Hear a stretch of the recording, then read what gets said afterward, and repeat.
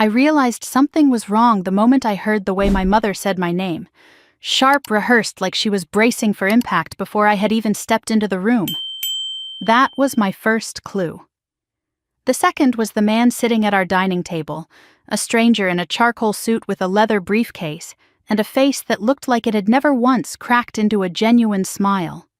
And the third clue, the one that sank into my stomach like a stone, was the fact that my sister Lily was glowing, genuinely glowing. She sat with her knees tucked under her, twirling a strand of honey blonde hair, while humming one of her influencer jingles under her breath, the same tone she used when she was hiding something big. But none of them compared to the moment my father turned toward me, cleared his throat like he was preparing for a speech, and said the 8 words that detonated the foundation of our family. Your sister deserves it. We're giving her the house. The words echoed in my head before I fully understood them. The house, the lake house, the property our family had owned for generations, the only stable piece of history we had left.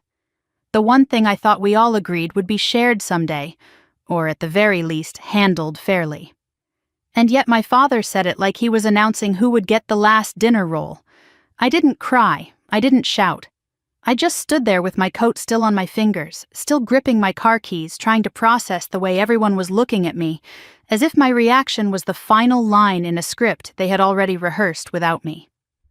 By the time I finally took off my coat, I already knew nothing about this dinner was accidental. My mother waved me toward a chair as if I were interrupting.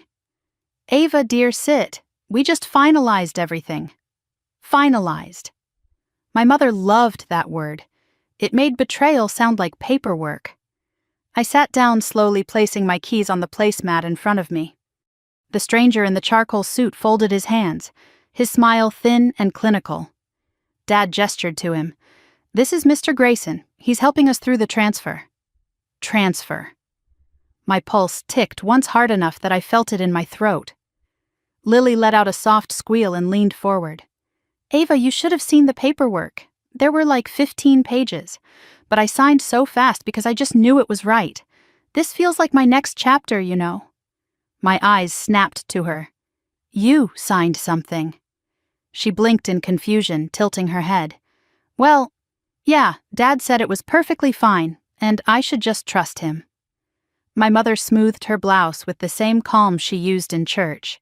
It's been such a stressful process, sweetheart. You should be grateful we didn't want to trouble you with the details. I stared at her. Trouble me? With the details of transferring our family's largest asset.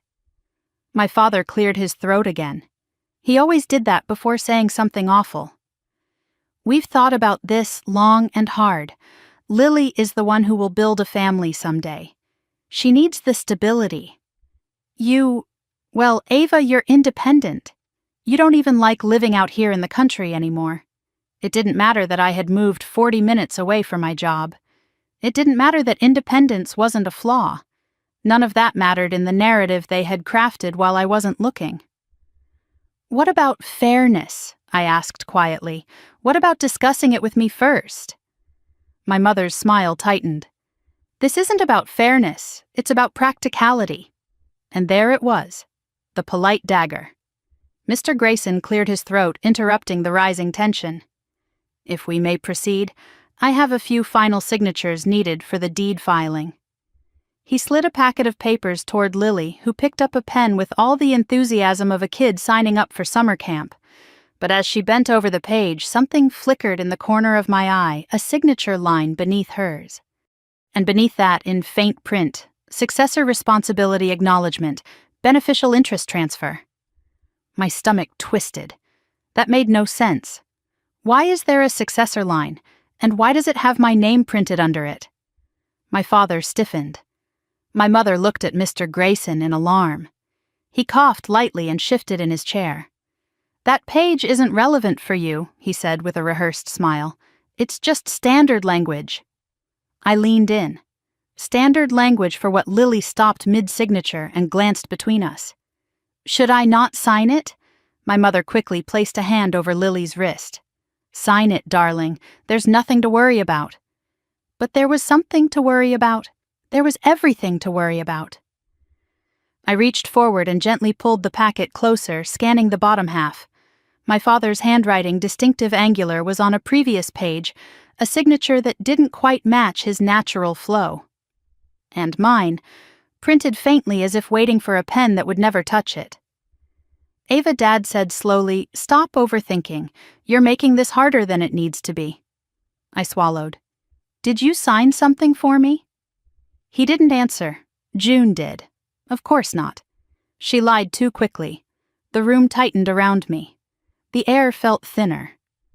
"What exactly did you sign?" I asked Lily, my voice low.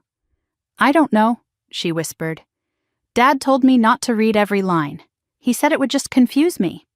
"Of course he did." Mr. Grayson stood abruptly, smoothing his suit jacket. "The transfer is entirely lawful. Let's not derail this over small misunderstandings." Little did he know he had chosen the wrong daughter to call misunderstandings. My father grabbed the packet back, flipped quickly through the pages, and signed the final line with a flourish. Then he pushed the pen toward Lily again. There, he said, his tone final. "Let's get this done." Something inside me hardened. Wait. But no one waited. Lily eagerly signed the last page, smiling in triumph.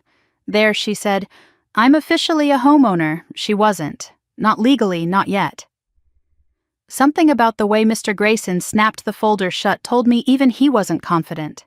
My mother clasped her hands. "Now, Ava, don't make this about you. Lily deserves a head start. She's building her brand. She has sponsors now." Lily beamed. 2 beauty companies and a dog food subscription box. I stared at them, my family, my blood, and felt myself detached from the moment, watching as if through glass. I had been the responsible one, the steady one. The daughter who handled emergencies, read the fine print, paid bills on time. And somehow in their minds that meant I did not deserve the same security they were handing Lily on a silver platter. My father poured himself another drink, the ice clinking against the glass. "This is what's best for everyone." I didn't respond. I just stared at the stranger in the suit as he packed up his leather briefcase. He paused before closing it. One final note, he said politely. "Until the deed record is fully processed, all existing obligations connected to the property remain unchanged." My mother turned to me with a bright, rehearsed smile. "Which means, sweetheart, we'll need you to keep covering the mortgage this month." I blinked. "You're giving Lily the house and still expecting me to pay the mortgage?" My father gave a dismissive wave. "Just for a little while. Don't make this difficult," Lily added with her usual oblivious sweetness. "It's only temporary, Ava. And honestly, you always handle the mortgage stuff. You're so good at it." My hands went cold. Something in my expression must have shifted because Mr. Grayson glanced at me as if he expected me to object. If he was hoping I wouldn't, he underestimated me. "Did you tell the lender you're transferring the deed?" I asked. The silence was answer enough. My mother laughed lightly, the sound brittle. "Why would we? They don't need to know yet." My heart knocked once loud and heavy. "You transferred a mortgaged property without notifying the lender," I said, voice barely above a whisper. My father snapped, "Don't take that tone with us." The stranger's briefcase clicked shut. I stared at all of them, Lily with her notebook full of sponsorship ideas, my mother with her tight smile, my father pretending to be in control, and felt something inside me crack open. Not pain, not betrayal, clarity. This wasn't an impulsive decision. This was orchestrated. This was layered. This was the culmination of conversations, meetings, documents, and signatures I had never been allowed to see. Lily leaned back, stretching.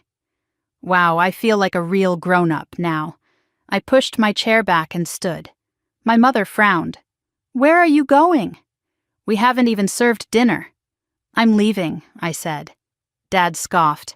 "Oh, for God's sake, Ava."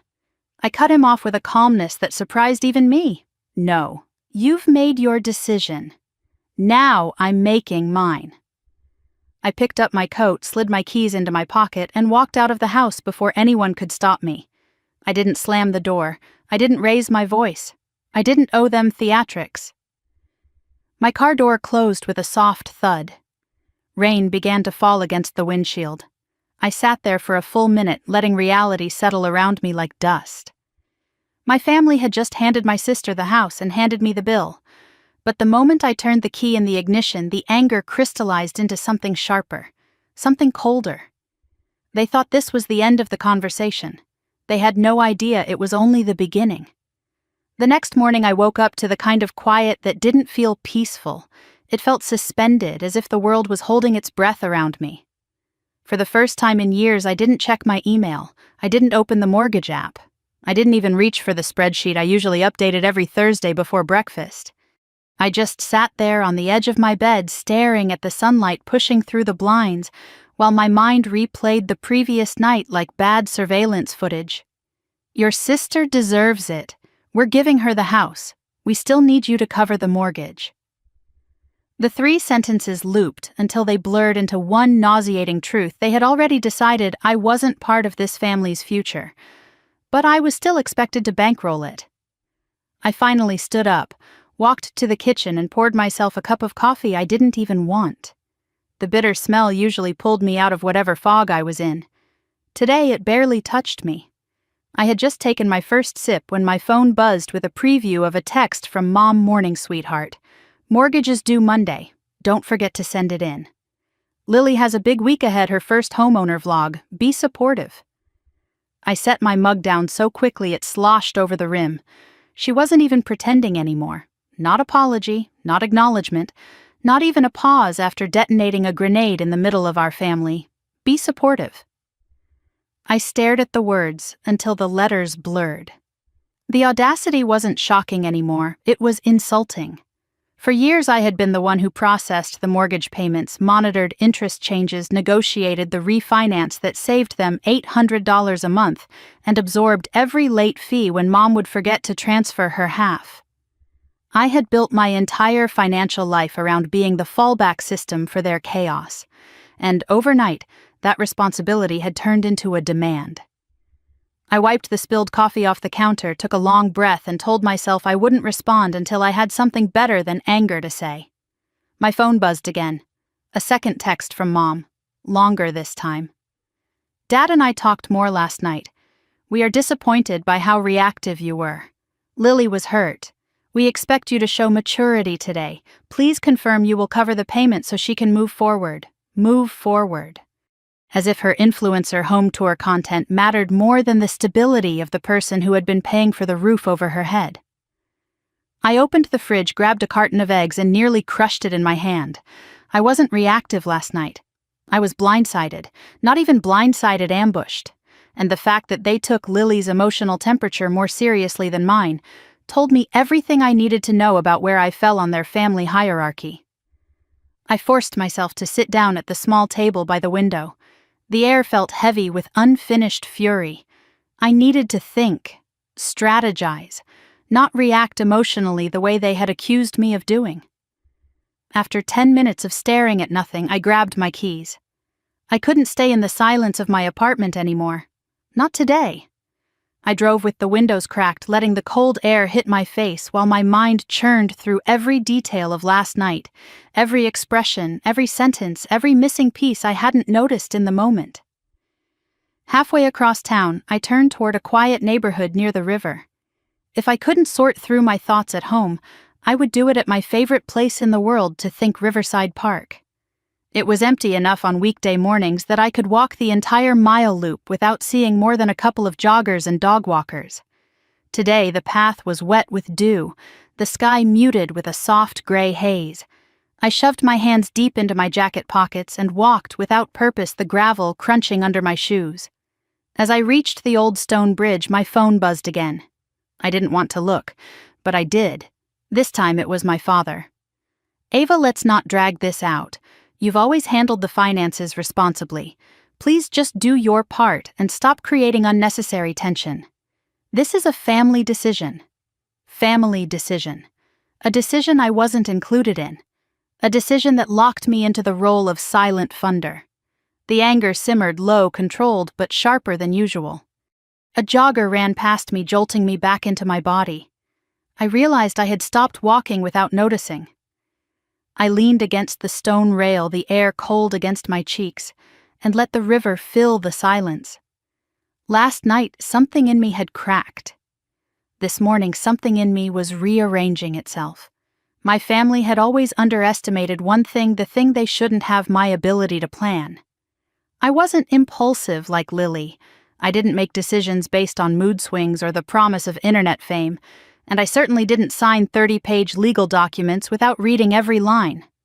I took one last breath of cold morning air, pushed off the railing, and walked back toward my car with a strange clarity settling into my bones. If they wanted me to keep paying the mortgage, they were forgetting something crucial, something I had never said out loud. My name wasn't on the mortgage, theirs was. I had paid it for years, yes. But legally, I didn't owe them a cent. They had assumed my sense of obligation would override logic. That had been true once, not anymore. I drove straight to work, my calm, tidy office at the Community Development Agency, where I analyzed housing data and helped low-income families navigate predatory lending traps. My coworkers always joked that I had the brain of an accountant and the instincts of a detective. Today I felt like something else entirely. Mara, my closest friend at the office, looked up from her desk. "Whoa, you look like someone just told you the earth is hollow." I slid into my chair and blew out a long breath. "My parents gave Lily the lake house last night." She blinked. "Wait, the actual house, the one your grandparents built?" "Yep. Without telling you, yep. And, let me guess, they still want you to pay the mortgage I finished." Mara's jaw dropped. "Oh, absolutely not. That is no, you are not doing that." I rubbed my temples. I'm not. I'm done." She nodded slowly. "Okay. Good." "But if they did something shady with the deed transfer, they did," I said flatly. "Then you need to find out exactly what." I already knew that, and I knew precisely what step came next.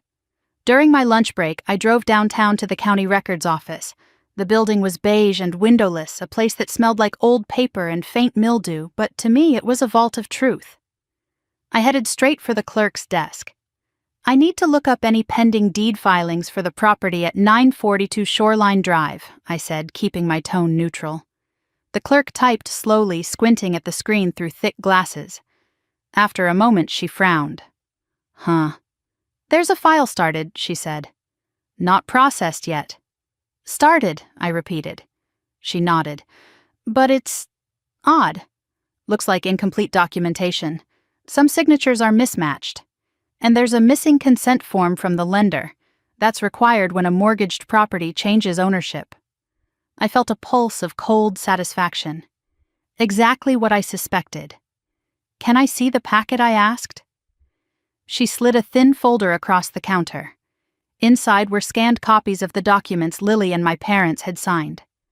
My father's signature wobbled on one page as if he'd signed in a hurry or under stress. Lily's signature looked bubbly and proud, each looped letter dotted with unnecessary flair. And on several pages where the lender consent section should have been, there were blank spaces. Blank spaces. Missing required attachments. Unacknowledged transfers. They had no idea how catastrophic that could become. I closed the folder carefully. "Thank you," I said. "No problem," the clerk replied. "You might want to remind whoever's handling this that the county rejects incomplete transfers. They can't legally move forward without full lender approval." Oh, I would remind them, just not the way she imagined. Back in my car, I let the folder rest on the passenger seat. For a moment, I just stared at it. The proof of their recklessness. The proof that my parents were so determined to give Lily everything that they hadn't even bothered to ensure they were doing it legally, and they still wanted me to pay the mortgage. I could feel something shifting inside me, something precise and calculated, like gears locking into place. When I got home later that afternoon, there were 3 new texts waiting for me. "Mom, please confirm payment." "Lily is planning her first house tour video." "Dad, you're being dramatic. Handle your responsibilities." "Lily, Ava, please don't make this weird. I already told my followers I'm a homeowner," I typed slowly, deliberately. "I won't be paying the mortgage this month, or any month after this." Direct all questions to the new owner. I hit send.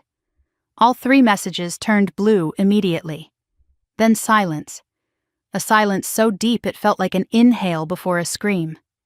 5 minutes later, my phone lit up with an incoming call. Dad! I didn't answer. He called again. I let it ring. Then Mom. Then Lily. Then Dad again. They didn't realize it yet, but this was the moment the power dynamic shifted. Not when they gave Lily the house. Not when they expected me to keep supporting them. But now, when I finally stopped. The sun was setting by the time the calls slowed. I made myself dinner, washed the dishes, and sat on my couch with the quiet hum of the refrigerator filling the air. It wasn't peace, exactly, but it was something close, maybe the absence of dread. At 9:30, the messages started again. Ava, answer the phone. We need to talk now. Do not ignore this. Call us back immediately. I didn't move. Instead, I walked to my desk, opened my laptop, and began typing an email to someone I had hoped I wouldn't need again. A real estate attorney I trusted. Someone who didn't flinch when families detonated their own lives and left the paperwork behind. My email was short. I need a consult. Urgent. Potential unlawful deed transfer and lender violation. Call me in the morning. I clicked send, closed the laptop, and switched my phone to airplane mode. For the first time in my adult life, I let my family's chaos exist without rushing in to contain it. And as I turned off the lights and walked to my bedroom, one truth settled into my bones. They had taken the house from me. But they had no idea what I had just taken back. Control. I woke to the vibration of my phone rattling against the nightstand like it was trying to claw its way into the room. For one disoriented second, I thought it was my alarm. Then I realized it was ringing and ringing hard, over and over without pause. I rolled over, still half asleep, and saw the missed call counter. 19. All from my parents or Lily. The barrage had started at 6:12 a.m. It was now 7:03. The moment I turned airplane mode off, the calls came again, stacked so tightly it felt like being shoved into a corner. I let it ring. I brushed my teeth, tying my hair back while the phone buzzed angrily from across the room. I poured cereal. I fed the neighbor's cat through the window like I always did when Mrs. Calder traveled. My parents hated being ignored more than anything. They read silence as rebellion and rebellion as an invitation to escalate. So I expected the calls. I even expected the texts. But I didn't expect the voicemail that came at 7:14. My father's voice cracking with something I'd never heard from him before. Not anger. Fear. Ava, pick up. There's a problem. A serious one. This isn't funny. Call me back immediately. I replayed it, twice. It didn't sound like the usual guilt trip attempt. It sounded like something was unraveling much faster than they anticipated. I didn't call back.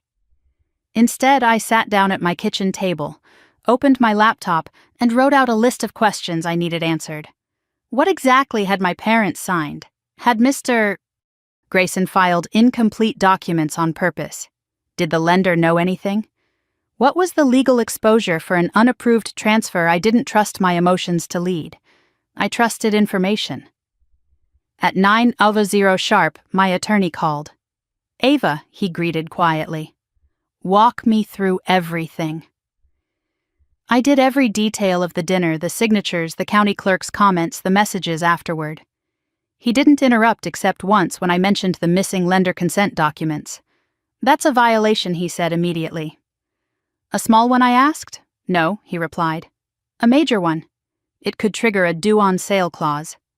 I leaned back in my chair. Which means what exactly? His tone sharpened. Which means the lender has the legal right to call the entire remaining balance of the mortgage due.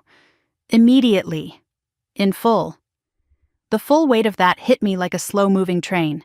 So the mortgage wouldn't just be my parents' monthly problem anymore. No, he said. It would be a different kind of problem, one they're not prepared for. My fingers drummed the table. What happens if they can't pay that full amount? Foreclosure proceedings? He paused. Usually within 30 days of non-compliance. My breath caught not in pity but in astonishment. My parents had walked into a legal minefield with blind confidence.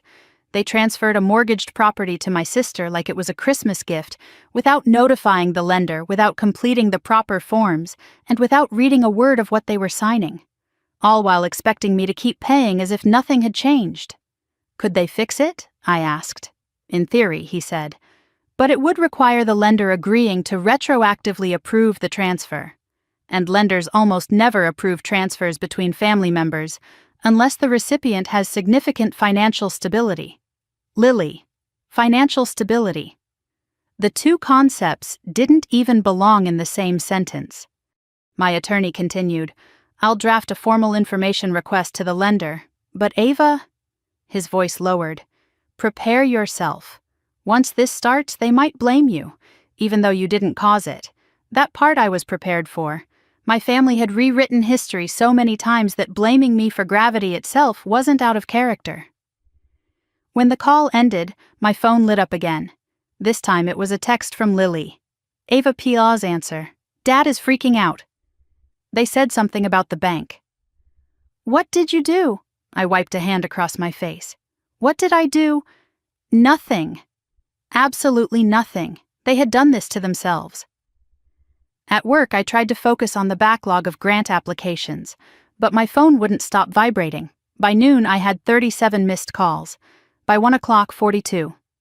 At 1:26, Lily finally sent the text that told me exactly how desperate things had become. Ava, the bank, emailed Dad. They said there's a breach. They said something about a full balance due. Dad is yelling. Mom is crying. Call me, please. The words barely fit on the screen. I stood from my desk so fast that my chair hit the wall. My coworker Mara looked over sharply. Is everything okay? I blinked at her in a daze. It started. The room felt too small, the air too warm, the implications too large. But I wasn't scared. I wasn't even angry. What I felt was clarity. For the first time, the consequences my parents had always magically avoided were finally catching up to them. Not because I wished them harm, not because I retaliated, but because they had made reckless choices, and consequences didn't care whose fault they preferred. I stepped outside into the cold afternoon air. My phone vibrated again, my father's name on the screen. I let it go to voicemail. 2 minutes later, another message popped up. If you don't fix this, Ava, we will lose the house. You will be responsible for destroying our family. There it was. The rewrite, the blame, the emotional weapon they had sharpened for years. But then another text came right after, we need the payment today. The bank won't talk to us until everything is current. And a third, your sister is in tears. Be a decent human being. A decent human being. I laughed aloud on the sidewalk, startling a man walking his dog. I had paid that mortgage for years. I had sacrificed travel nicer apartment savings meant for my own future. I had been the safety net for people who never noticed the holes in the floor. And one boundary, one refusal to be siphoned dry, and suddenly I wasn't decent. My attorney emailed me just before 3 o'clock. Subject lender response. Expected tonight or tomorrow morning. I felt a calm I hadn't felt in days. It was happening. But nothing could have prepared me for what came next. At 4:02 p.m., as I sat in my office reviewing a data set, my phone buzzed not with a call but with a video message. From Lily. That alone was strange. Lily never sent videos unless she was trying to promote something. I hesitated, then tapped play. The video shook like her hands were trembling. She was in her childhood bedroom, pink walls, soft fairy lights, glittery decor she never grew out of. Her mascara was smeared. She looked pale, panicked, nothing like the confident influencer face she showed the world. Ava, she whispered, glancing over her shoulder as if someone might hear. I don't know what to do. Mom and Dad are freaking out. They think... Her voice cracked. They think you're doing this on purpose. Her lower lip quivered. But I know you wouldn't. Right. You wouldn't want me kicked out before I even move in. She wiped her nose with the back of her hand. Just call them. Please. They're saying horrible things. And Dad, he's yelling so much. I don't understand what's happening. I thought it was just paperwork. I didn't know any of this was legal stuff. She sniffed again, eyes red-rimmed. Please, Ava. Please don't let them lose the house. The video ended. I sat frozen, staring at the thumbnail of her tear-streaked face. The emotional manipulation had always come from my parents, never from Lily. Lily, in all her ignorance and selfishness, wasn't cruel. She was just used to things being easy, for her. Because someone else, usually me, made it easy, and suddenly she was realizing that easy wasn't guaranteed. I replayed the video. Once. Twice. She looked like a child asking someone to turn the monsters in her closet into dust. I put my phone down slowly. I didn't hate her. I didn't wish her harm. But I also wasn't going to rescue her from her own choices. Not again. At 5:30, my attorney called. Ava, he said, his tone brisk. The lender updated the account status. My heart pounded once heavy. They have officially flagged your parents' deed transfer as an unauthorized change. They are initiating an acceleration review, meaning the entire mortgage balance could become due as early as tomorrow. I let out a long, steady breath. Of course my parents would blame me. Of course they would insist I fix it. Of course they would accuse me of betrayal. But this wasn't my doing. This was theirs. When I got home that evening, I turned on the lights, made myself pasta, and set my phone face down on the counter while it buzzed and buzzed and buzzed. At 8:47 p.m., I finally picked it up and scrolled through the texts. Dad, answer the damn phone. Dad, fix this, Mom. The lender is threatening foreclosure. Ava, you need to pay now. Mom, if you cared about this family, you'd stop this. Mom, your father is having chest pains. Lily, Ava, I'm scared. Please tell me what to do. Dad, if we lose this house, it is on you. Then, the final message from Dad, the bank said, this started because of you. I stared at the words, feeling something inside me. Settle, not break, not crack, but settle. They had no idea how wrong they were. Not yet. But they would. Because tomorrow, when the lender's official notice arrived, they would discover the truth. This had nothing to do with me refusing to pay. This was about what they had signed, what they had ignored, and what they had broken. I set my phone down, gently walked to the window, and looked out at the quiet street below. The wind pushed the branches against the lamppost, casting restless shadows across the pavement. This wasn't revenge. Not yet. This was the moment before the tide pulled back. The moment before everyone realized just how far the consequences would reach. I locked my door, turned off the lights, and whispered to the empty room. They wanted me to keep paying. But soon, they would be paying attention. By the time the sun rose the next morning, the tension in the air felt almost electric, like the atmosphere right before a thunderstorm. I hadn't slept well. My dreams had been chaotic flashes of signatures, blank forms, and my parents' voices twisting into demands I couldn't escape. When I finally gave up on sleep, I sat on the edge of my bed staring at the wall while my phone buzzed endlessly on the nightstand. I didn't check it, not yet. I needed a moment to be a person before I became their scapegoat again.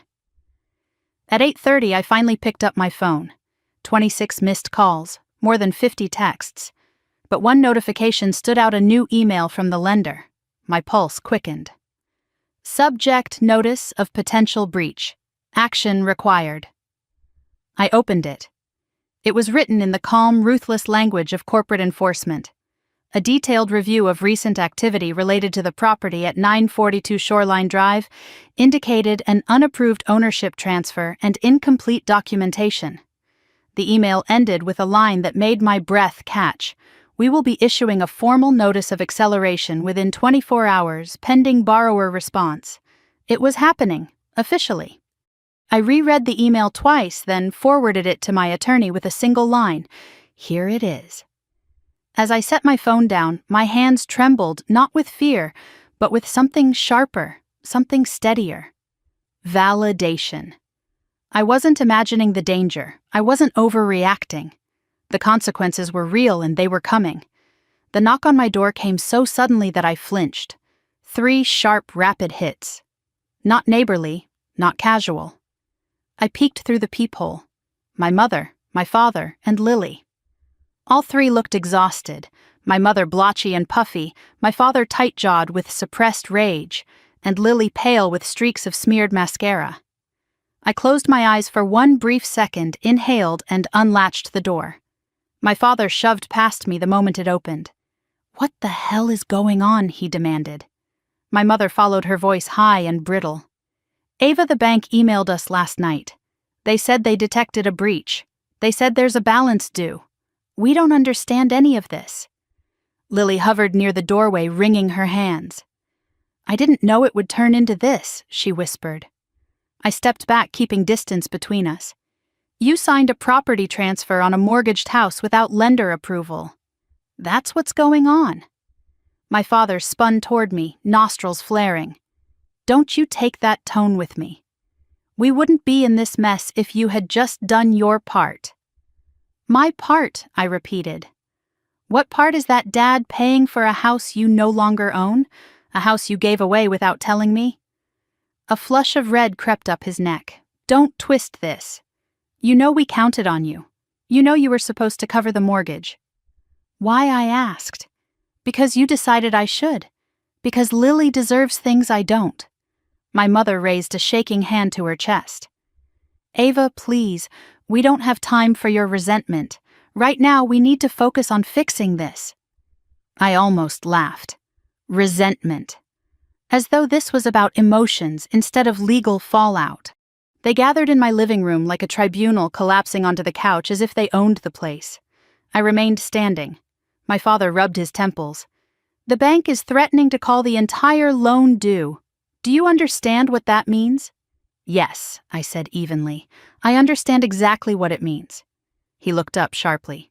"Then why aren't you doing anything? You're the one who deals with them. You're the one who handles this stuff. Just call them and tell them to stop."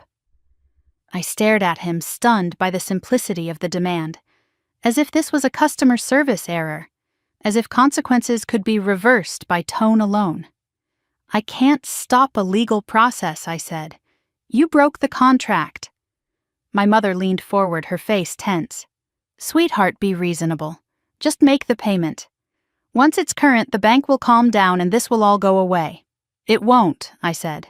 "Not this time." My father slammed his palm against his knee. "Why not? You've always handled it before."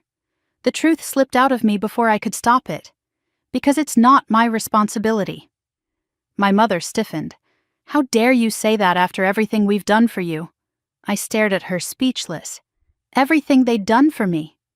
What exactly was that? The list in my head was short and painful.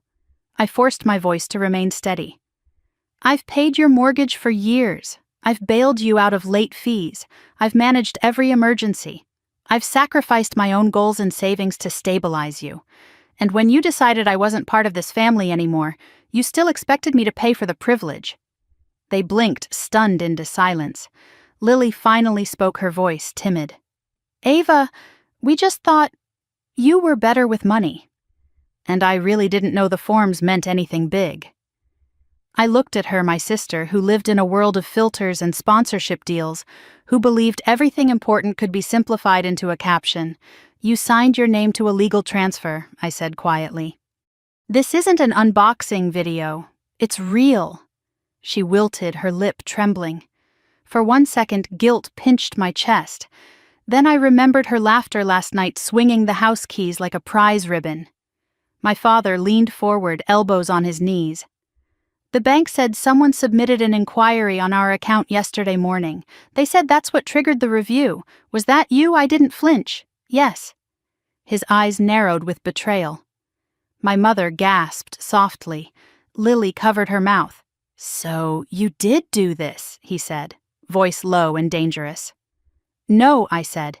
"Your actions caused this." I confirmed it. He stood abruptly, pointing a shaking finger at me. "You want us to lose this house. You want us to suffer." "I want accountability," I said. Something this family has never practiced, he scoffed. Don't moralize to me. You're punishing us. Punishing, I repeated. No, I just stopped saving you. My mother exhaled a sharp breath.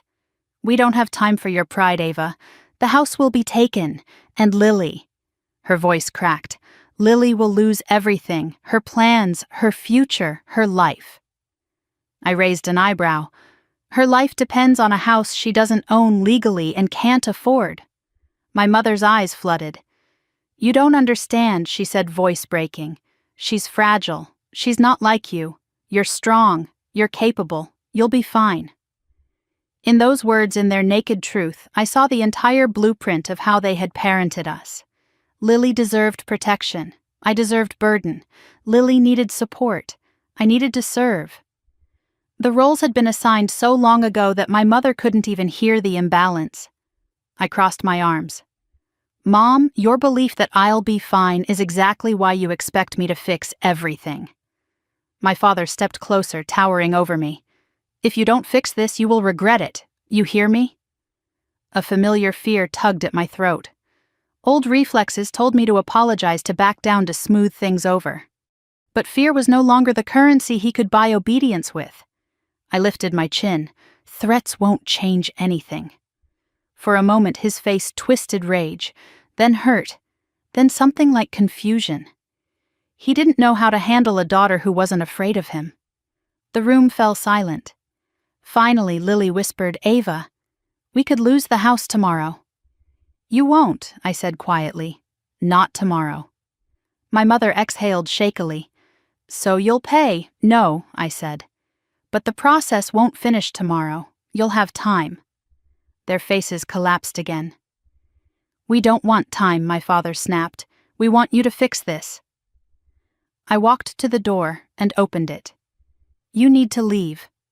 My mother's breath caught. Ava, I'm not discussing this further, I said firmly. You made your choices. Now you're facing the consequences. My father stared at me like he didn't recognize me. A slow, eerie realization settled in his eyes. He had lost control of me. Maybe forever. Finally, they filed out, my mother crying softly. My father stiff and silent, Lily shaking as she pulled her coat tight. Before she stepped through the doorway, Lily paused. Ava, are you really not going to help? I met her eyes. Not this time. Her shoulders sagged. She slipped outside. I closed the door quietly behind them. Then I leaned against it, my hands trembling. Not with uncertainty, with something like release. For the first time in my adult life, I wasn't the buffer between my family and the world. I wasn't their safety net. I wasn't their silent accountant who made problems disappear. I was just me. My phone dinged an email notification. My attorney had sent a single line, "The notice of acceleration is confirmed. It will be issued today." I stared at the words. Today, the storm was here. And for once in my life, I wasn't the one getting drenched. The notice of acceleration arrived at 2:11 p.m. sharp. Not by mail, not by phone, by email, cold, formal, and devastatingly clear. Subject: official notice of loan acceleration. Immediate action required. I sat alone in my office at work when it hit my inbox, the fluorescent lights flickering above me, as if the building itself sensed what was coming. The message outlined everything in sterile bullet points: the unapproved transfer, the breach of contract, the full remaining mortgage balance due in 30 days, and the projected foreclosure timeline. At the bottom was a line in bold: failure to remit full balance within the required time frame will initiate legal proceedings against all listed borrowers. That last part made my stomach tighten. Listed borrowers, plural, both my parents. And if the deed transfer had been processed far enough, possibly Lily too. I read the email twice more slowly, methodically, letting the reality settle into place. I had known this was coming, but seeing it in writing made everything feel heavier, more final, like a guillotine suspended in the air. By the time I looked up, the office had emptied. Most of my coworkers had already left for the day. Outside my cubicle window, dusk was staining the sky a deep purple. I forwarded the email to my attorney with a single line. They won't believe it came from the bank. Prepare the next step. Then I stood, grabbed my coat, and walked out of the building, letting the cool evening wind slap my face awake. I needed the sting. By the time I reached my car, my phone was vibrating nonstop. Not with calls, they'd finally stopped when I stopped answering, but with texts. Dozens. From Dad, Mom, Lily. Dad, what did you tell the bank? Dad, they sent us a demand for the full balance. Dad, you caused this. You fix it, Mom. Ava, this isn't funny. Your father is sick over this. He says he's going to talk to the lender directly. Mom, you need to call them and clarify. This is a misunderstanding. Lily, I don't get it. Why would they call the whole loan? That makes no sense, Ava. Just tell them you didn't mean it. I didn't respond. Instead, I drove to the store, picked up frozen ravioli and a bottle of mid-range wine, then went home and took my time making dinner, savoring the one space where no one expected anything from me. I had just sat down to eat when my phone buzzed again, not with a text, but with a video call from Lily, and then another, and another. I let all three go unanswered. A few minutes later, a text came in, Ava PL's answer. They're fighting. Dad is yelling at Mom. Mom is yelling at me. The bank email said the balance is due in full. I don't know what to do. For a moment, the old instinct tugged at me. Step in, smooth things over, stabilize the chaos. But I didn't move. Instead, I took a sip of wine and let the warmth settle into my chest. This wasn't my chaos anymore. I cleaned my dishes, dried them neatly, and was about to turn in early when something slammed into my front door so hard I thought it might crack. I froze. Then it happened again. A pounding. Heavy. Wild. Ava, my father's voice roared through the door. Open this door, right now. My stomach dropped, but not from fear. From exhaustion.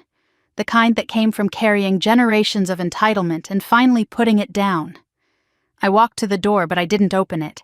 I pressed my palm against the wood, grounding myself. You need to leave, I said through the barrier. No, he barked. You're going to fix this. We are not going anywhere until you do. I heard my mother's voice behind him, shrill with panic. Ava, sweetheart, please be reasonable. Your father is in distress. Then Lily crying. Ava, please. I didn't know. I swear I didn't know. I closed my eyes and inhaled, slowly, deeply. Then I unlocked the top latch but kept the chain on and cracked the door 2 inches. The hallway light spilled across their faces. My father looked like a man whose world was collapsing because it was. His eyes were bloodshot, his jaw clenched tight enough to snap. My mother's face was puffy and streaked with mascara. Lily stood behind them, arms wrapped around herself, shoulders trembling. What do you want? I asked quietly. My father slammed his hand against the wall. The bank said someone initiated an inquiry on the account. Someone gave them a reason to look deeper. They said you did it. I did, I said. My mother gasped.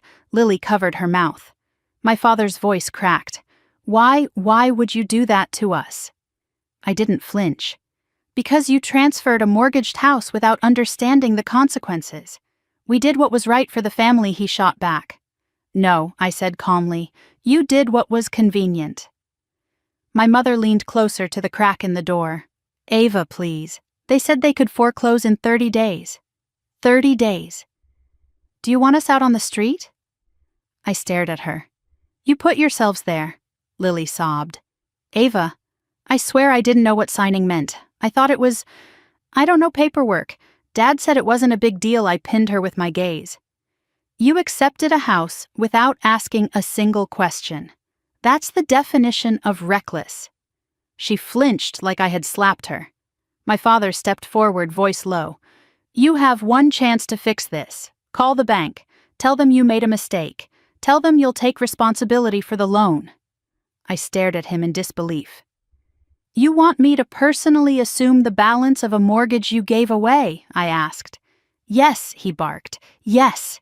Because you're the only one who can. Lily can't afford it. Your mother and I are too old to begin again. You owe this to us. I owe you nothing, I said. The silence that followed was the loudest sound I had ever heard.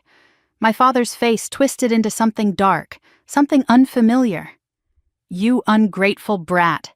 After everything we've done for you." "Stop," I said sharply.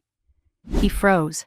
I had never spoken to him that way, never interrupted, never held the ground beneath my feet. "All you ever did," I continued quietly, "was expect me to sacrifice so you didn't have to." My mother's chin quivered. "Ava, please. If you love us, don't let them take our home." I met her eyes. "If you loved me, you wouldn't have given it away." She let out a strangled sound covering her mouth. Behind them, the elevator dinged someone on another floor heading home. The hallway suddenly felt too small for their grief, too tight for their emotions to fit inside. My father straightened, chest heaving. "Is this your revenge making your family beg?" "No," I said. "This is me stepping out of the role you forced me into." His voice dropped to a hush. "If we lose that house, it will be because of you." "No," I repeated softly. "It will be because of you." His eyes flicked to the chain on my door, the last barrier between us. For one terrified moment I thought he might try to break in out of sheer desperation. But then, something in him broke. Not violently, quietly. His shoulders sagged, his jaw loosened. He took a single step back as if suddenly unsure of his footing. My mother grabbed his arm, whispering, "Marcus, let's go. Let's just go." He didn't argue. But before turning away, he said in a hoarse voice, "If you don't help us, Ava, you are no daughter of mine." The words hit the wood of my door like a physical blow. But they didn't hit my heart, at least not the way he intended. Something inside me hardened instead. Not bitterness, not cruelty, finality. I looked right at him and said, "You made that true long before today." He froze in place. My mother made a choking sound. Lily let out a sob. They turned and walked down the hall, my father first, shoulders squared in pride even as his world collapsed, my mother clutching her purse like a lifeline, Lily trailing behind, wiping mascara with trembling fingers. I closed the door softly, then locked every latch. And for a long moment I just stood there in the quiet, feeling the weight of every year I'd spent carrying them finally slide off my shoulders. I wasn't free. Not yet. The legal storm was still coming. But something inside me had shifted permanently. Their fear no longer controlled me. Their anger no longer defined me. Their expectations no longer trapped me. I walked to my kitchen, poured myself a glass of water, and opened my laptop. My attorney had replied. "Call me first thing in the morning. We'll move to the next phase." I exhaled slowly. The next phase. Not of their crisis, of my awakening. The next morning I woke with the uneasy sense that my phone had been ringing in my dreams. When I finally rolled over, the screen lit up with a relentless wall of missed calls, 41 in total. I didn't bother opening the texts. I knew what they would say: demands, guilt, panic, blame. Variations of the same 3 notes my family always played. Instead, I got dressed for work in silence. Gray slacks, a navy sweater, hair pulled back. I stared at myself in the mirror for a moment, surprised by the steadiness in my own eyes. I should have felt overwhelmed. A normal daughter would have been overwhelmed, but I wasn't normal, not to them. I had always been the reliable one, the fixer, the buffer, and now, stripped of that role, I felt lighter. At 9 sharp, I stepped into the office. The minute I set my bag down, my attorney called. "Ava," he said, "it's time. Time for what I asked, though I already knew. To proceed formally, the lender will expect a documented acknowledgement of breach. You do not need to take any action, but they will require statements from the borrowers." I huffed a laugh. "Good luck getting those." He hesitated. "Your family may try to drag you into the process. Don't let them. The responsibility lies entirely with the borrowers." "I know," I said quietly. "And Ava," he added, his voice dropping, "prepare yourself. They may escalate. When people lose control, they tend to lash out at the person who won't save them." I thanked him and hung up, feeling the truth of his warning settle in my chest. The day passed in a blur of meetings and spreadsheets. I was halfway through analyzing a dataset on eviction rates when Mara walked into my office without knocking. She shut the door behind her, crossed her arms, and stared at me. "Okay," she said. "Tell me everything." I blinked. About what? She raised an eyebrow. About why you look like you've had 8 emotional breakthroughs and a nervous breakdown at the same time. I leaned back in my chair and let out a slow, exhausted sigh. The bank issued the acceleration notice. Her eyes widened. Already, wow. Damn. Yeah. She sank into the chair across from me. "How are your parents taking it?" My phone buzzed on the desk. Hard, as if to answer her question itself. "They're panicking," I said simply. "What did they expect?" she asked. "Honestly, they did it to themselves." "I know," I said, "but they don't." She snorted. "Of course not. People like that don't believe consequences exist until they land right on their doorstep." I laughed under my breath because she was right. People who never paid attention to the fine print always screamed the loudest when the fine print screamed back. Mara squeezed my shoulder once and left me to it. By 5, my nerves were beginning to prickle, not from fear but from anticipation. If my parents had received the official notice, they were probably assembling their excuses right now, preparing their ammunition, rewriting the narrative so I became the villain again. I wasn't wrong. When I pulled into my parking lot that evening, I spotted their car, the tan sedan with the dented bumper my father refused to fix. My stomach clenched, not with dread, but with sheer exhaustion. I stepped out of my car slowly. My father was standing by the front steps of my building, pacing like a caged animal. My mother sat on the stairs looking like she hadn't slept. Lily sat beside her, perched awkwardly as though she might spring up at any second. The moment my father saw me, he stormed forward. "What is wrong with you?" he shouted. I didn't flinch. "Keep your voice down." He didn't. "They sent the foreclosure timeline today," he said, waving a crumpled paper in my face. 6 days. 6 days until they initiate proceedings. 30 days, I corrected calmly. It's 6 days until they begin the process of scheduling. Not the foreclosure itself. He jabbed a finger at me. "Don't get smart with me. This is your fault." "No, I said it's not." My mother looked up, her eyes red. "Ava, please talk to them. Please fix this. We don't understand the paperwork or the legal stuff or the forms. You always did. You know how this works." I shook my head. "I'm not fixing this." Her face crumpled. "Why not?" "Because I wasn't sabotaging myself anymore. Because their emergencies no longer outranked my life. Because I was tired of being responsible for adults who refused to be responsible for themselves. But what I said was simpler. Because it's not mine to fix." Lily stood up abruptly, tears streaking down her cheeks. "Ava, I can't lose this house. I already filmed 3 videos. I told everyone I was moving in." "You can't let this happen." "I didn't let anything happen," I said gently. "You all acted without understanding the consequences." "But you knew," she said, voice cracking. "You knew and you didn't tell me I tried," I said. "You didn't listen." She let out a sob and covered her face. My father ripped the notice in half. "The bank said someone tipped them off. Someone triggered the review. If you had just paid, they never would have looked." "They would have looked eventually," I said quietly. "Once the deed transfer reached processing." He stepped closer. Too close. "Listen to me," he growled. "I won't let you ruin our lives." I lifted my chin. I'm not the one who ruined anything. He looked like he wanted to shake me. My mother reached for him, panicked. "Marcus, stop," but he yanked his arm away. "You think you're so clever," he spat. "You think you're powerful because you know how to read contracts. You're nothing without us. You hear me? Nothing." The words were so familiar they almost slid off me.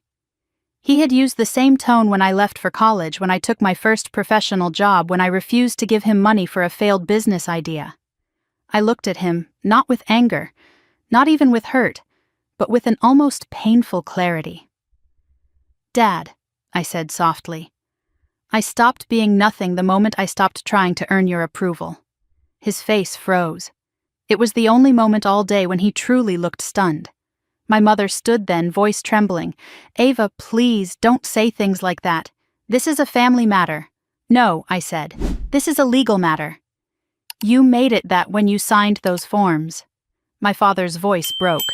"We could lose everything." I nodded. "Yes." "You could." "And you're just going to watch it happen. I'm not intervening," I corrected. "That's different." They stared at me, 3 pairs of stunned, hurt, grieving eyes. Then Lily whispered the sentence that cut deeper than anything my parents said: "If you loved us, you'd fix it."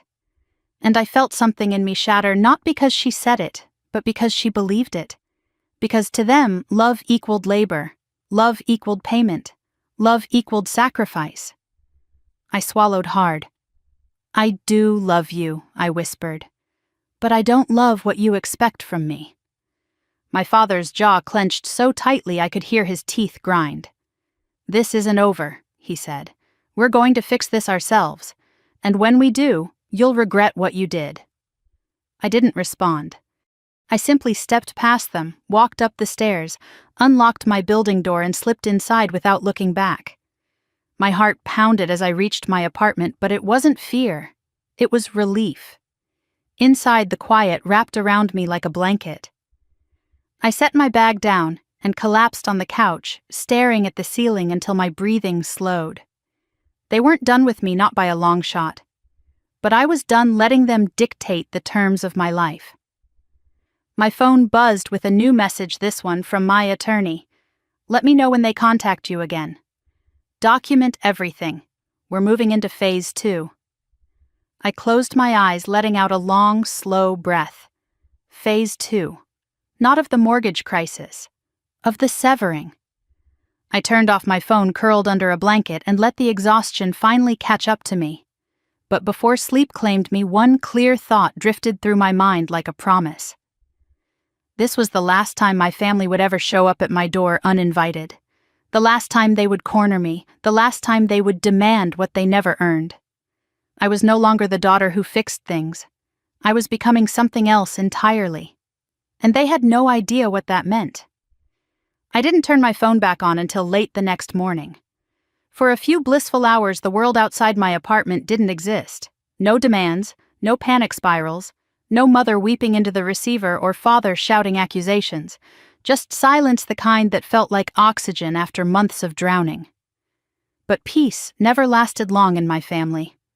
When the screen finally lit up, message after message burst onto it like an infection spreading across glass.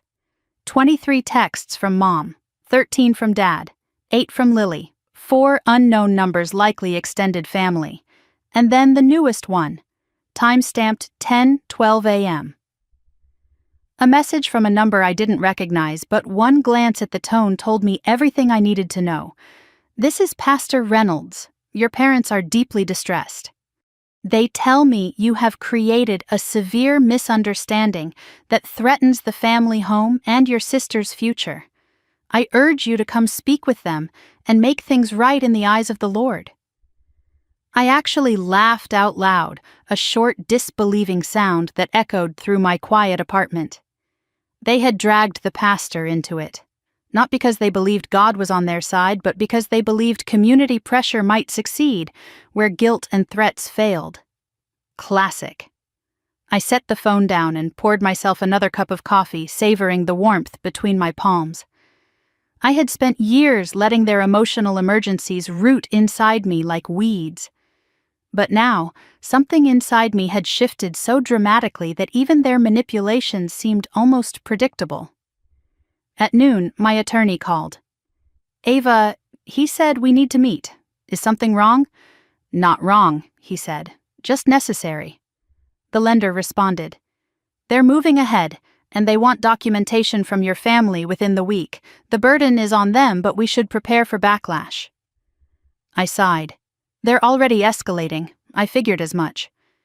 We scheduled an afternoon meeting. As soon as I hung up, another call came through Mom. Again. I didn't answer. A voicemail popped up seconds later. Her voice trembled between desperation and outrage. "Ava, your father just spoke with a friend at the credit union.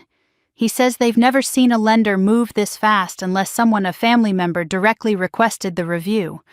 Did you do this to punish us? We deserve better from you."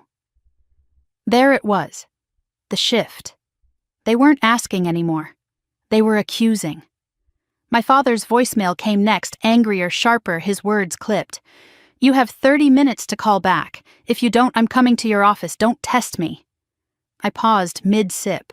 He thought threats would work. They always had before. He never understood that fear only works on someone who doesn't know they have options. I texted Mara at work, going offline for a bit. "If my parents show up, security needs to be notified." She replied instantly, "Already handled. Don't worry." My heart eased. At least there were people in my life who didn't view me as a utility. Around 3, I headed downtown for the meeting. My attorney Reed greeted me in the lobby, tall, composed, with silver hair and the kind of calm that made people confess things around him. He motioned me into a conference room. "I read the lender's notice in full," he said, adjusting his glasses. "This acceleration is airtight. They will not reverse it without extraordinary proof of error, and there is none." I exhaled slowly. "What will happen next?" I asked. "Your parents will receive a certified letter tomorrow. Possibly today. They will panic harder. They may blame you even more. They may even call the lender directly and make matters worse." That sounded exactly like something my father would do, righteous anger wrapped around administrative incompetence. Reed continued, "You need to protect yourself, legally and emotionally." I nodded. I already started documenting everything. Calls, messages, attempted confrontations. "Good," he said. "Now let's talk about something else. Something important." I leaned back, which is, I want you to consider that your parents may begin rewriting the narrative publicly. Family, church, anyone who will listen. Perhaps accusing you of causing the foreclosure. I blinked. They already started. Then we need to get ahead of them. He slid a folder toward me. Inside was a simple factual statement outlining the lender's findings, the unapproved deed transfer, and the legal obligations of the named borrowers. No emotion, Reed said. No blame. Just truth. It was so straightforward it almost startled me. "You can send this to anyone who reaches out," he said, "or who threatens your reputation." My chest tightened, a mix of gratitude and grief. No one had ever taught me that boundaries weren't attacks, only survival. We wrapped the meeting, and I stepped out into the crisp evening air, feeling colder inside than the temperature warranted. That was when my phone buzzed again. It was Lily. I debated letting it ring, but something in me, curiosity, maybe exhaustion, told me to answer this time. I pressed accept. Her voice was small, shaky. "Ava, yes. Can we talk?" she asked. "Just us, not Mom, not Dad." I hesitated. "What do you want to talk about?" She inhaled shakily. "I found something." My pulse ticked once.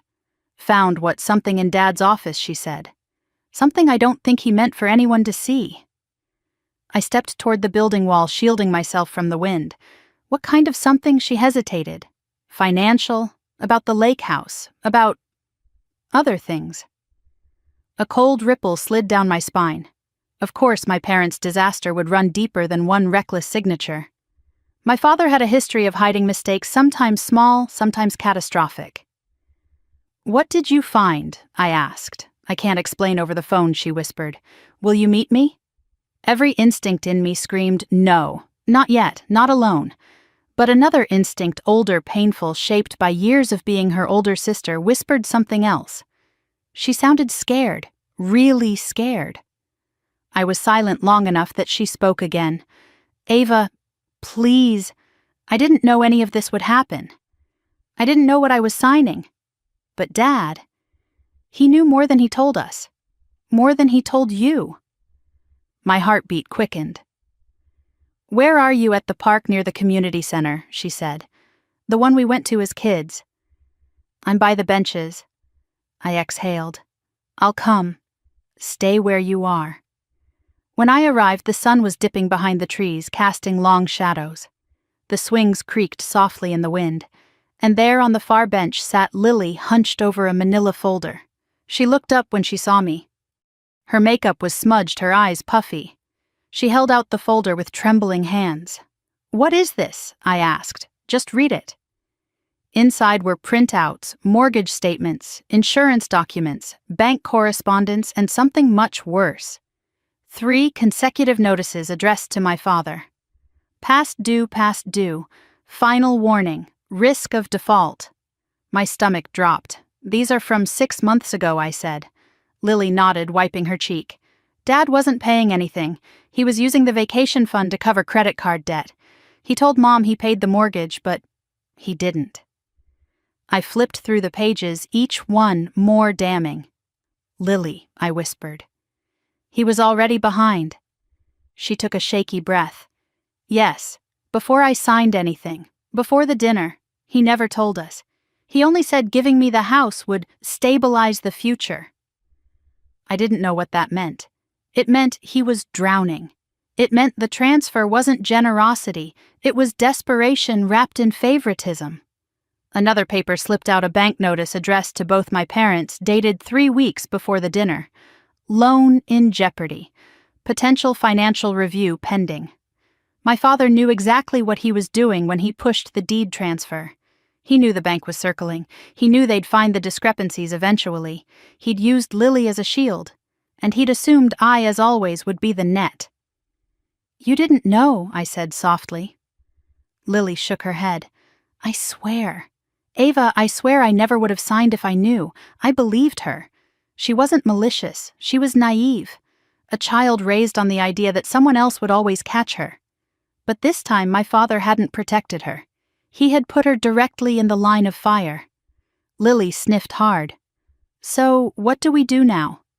I closed the folder slowly, deliberately. "We don't do anything I said. This time I'm not fixing his mess." Her eyes widened in fear, but there was something else there too: respect, acceptance, maybe the first flicker of adulthood. "I'm scared," she whispered. "I know I said, but this fear isn't mine to absorb anymore. It's theirs." She nodded slowly, tears falling again, but quietly this time. We sat there until the wind grew colder, until the swings stopped creaking, until the quiet of the park wrapped around us like a truth we could no longer deny. When I finally stood, Lily hugged herself tightly. "You're not abandoning us?" "No," I said gently, "but I'm not saving us either." She closed her eyes, letting those words sink in. Then she whispered something I never expected to hear from her. "Maybe it's time he finally learns what consequences feel like." I blinked at her, startled. Maybe she was growing up after all. I walked back to my car in silence, the damning folder tucked under my arm. My pulse steady, my mind clearer than it had been in years. When I reached my apartment, my phone buzzed. A new text from Dad. "Where are you? Answer now." I stared at the screen for a long moment.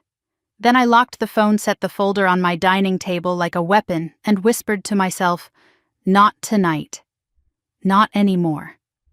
The next morning, I sat at my kitchen table with the manila folder open in front of me, every damning page spread out like a crime scene I could no longer ignore. 6 months of missed payments, 3 formal warnings, a looming financial review. My father hadn't simply slipped up, he had concealed a slow-motion disaster, and then tried to bury the evidence under Lily's name. He hadn't just lied to my mother and sister, he'd lied to me. And he had expected I'd never find out, that I'd keep paying automatically, blindly, forever.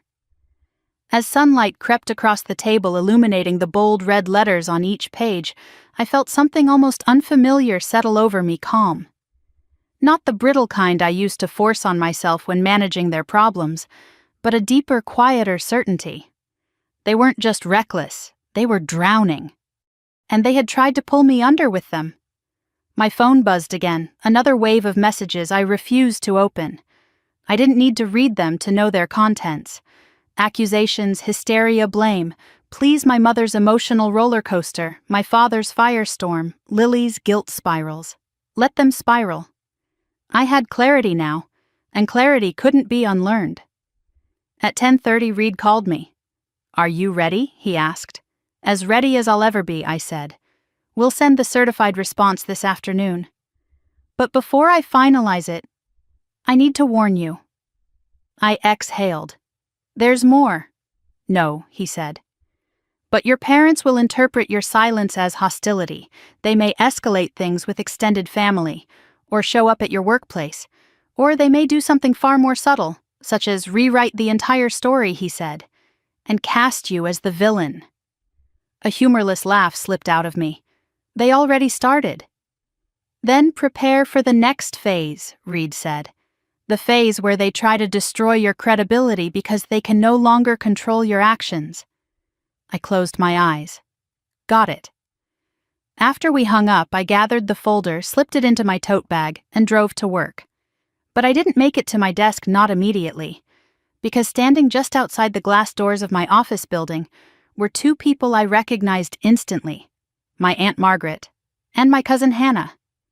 They were wearing matching expressions of judgment so severe that if disapproval were an Olympic sport, my family would sweep gold, silver, and bronze. My steps slowed. Hannah crossed her arms.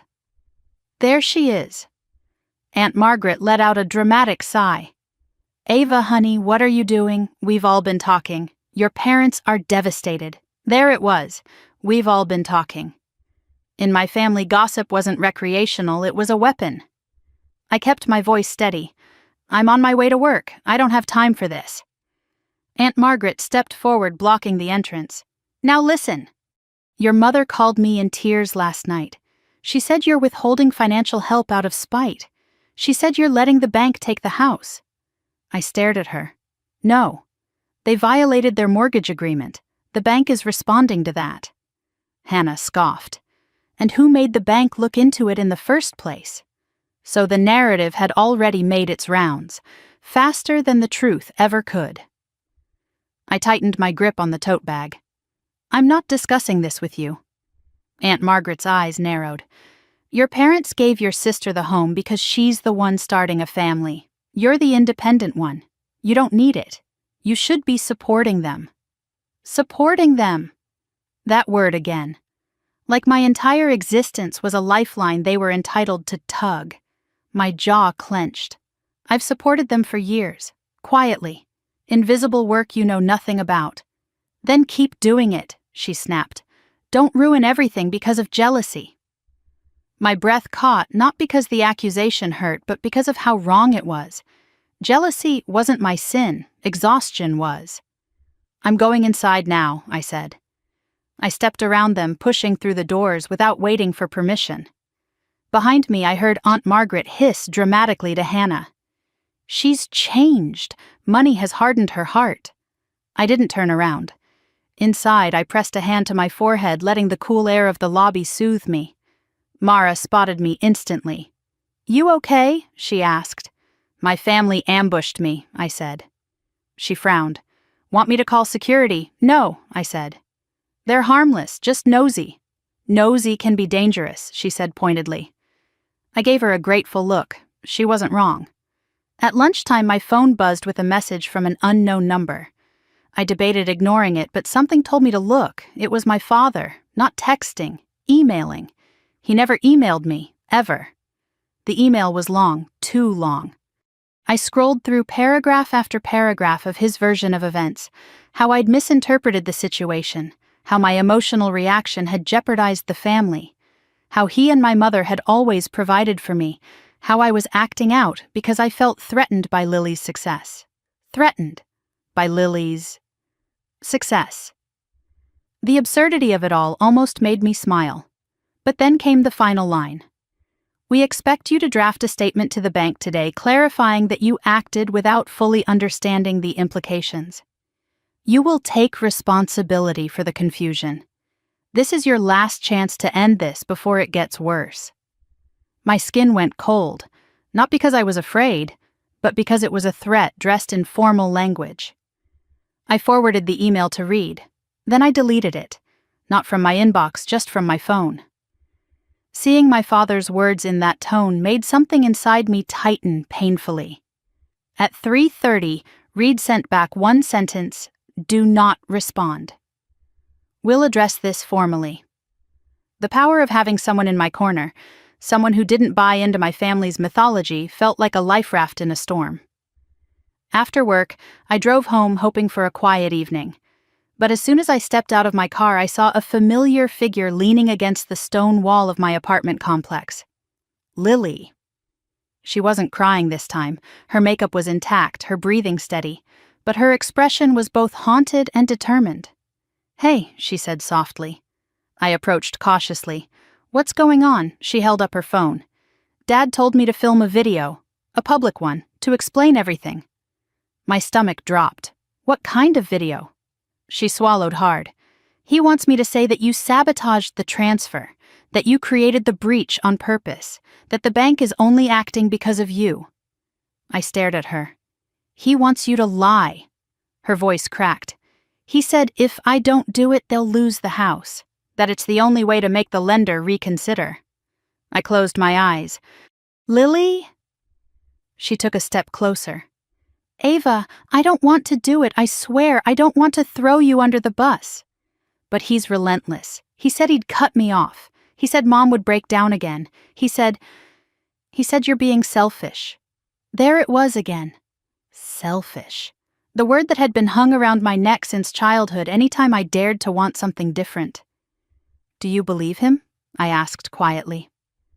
"No," she whispered. "But I'm scared. And when he gets like this, you know how he gets." I did. His anger was loud, but his manipulation was louder. She looked up at me, eyes glossy. "What am I supposed to do?" "Not that," I said firmly. "You are not going to help him rewrite reality." She hesitated. "He said if I don't, he'll tell the whole family I'm choosing you over them." "And what would be wrong with that?" I asked gently. Tears rolled down her cheeks. "Because nobody ever chooses me." Her voice broke in a way that made my chest ache. For a moment she wasn't the golden child, the sheltered one, the one who floated through life. She was just a girl who had grown up without responsibility and was suddenly choking on it. I exhaled slowly. "Lily, listen to me. This isn't your burden. You don't owe them a lie, and you don't owe me a defense either. But you owe yourself the truth." She shook her head, overwhelmed. "Dad won't listen to truth." "I know," I said. "But the bank will, and the law will. There's nothing a video can fix. Not anymore." Silence stretched between us, thick and painful. Then she whispered, "What if we lose the house?" My voice softened. "Then you lose a building, not your future." She looked down. "Dad won't forgive me."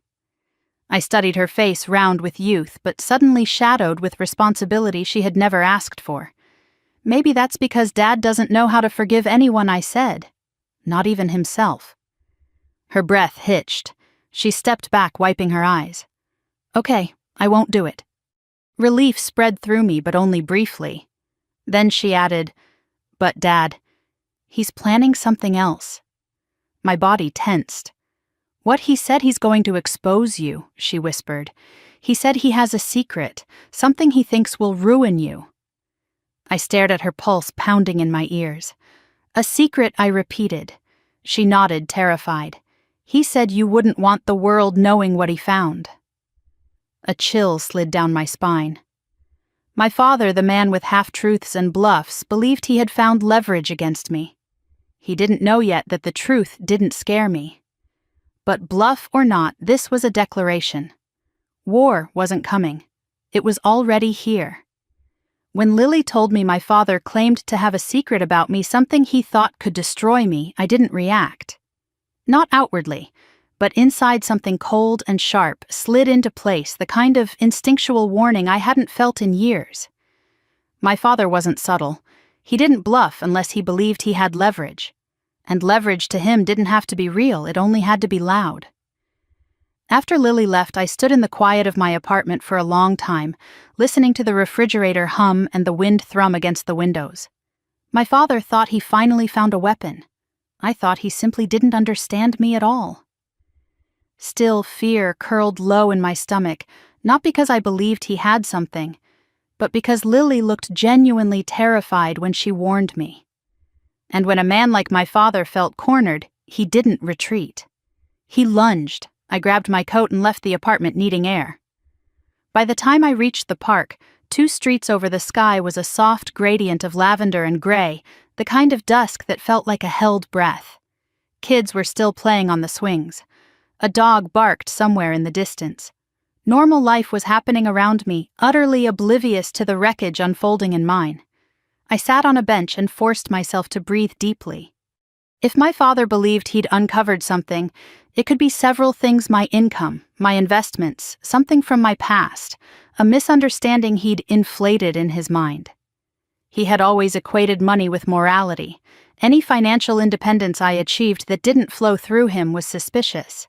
And if he found something he didn't understand, he would twist it until it fit the narrative he wanted. My phone buzzed. For the first time I checked the message quickly, hoping it was Lily again. It wasn't. It was a number I didn't know. A single text: "We need to talk, now. I know everything." I stared at the message.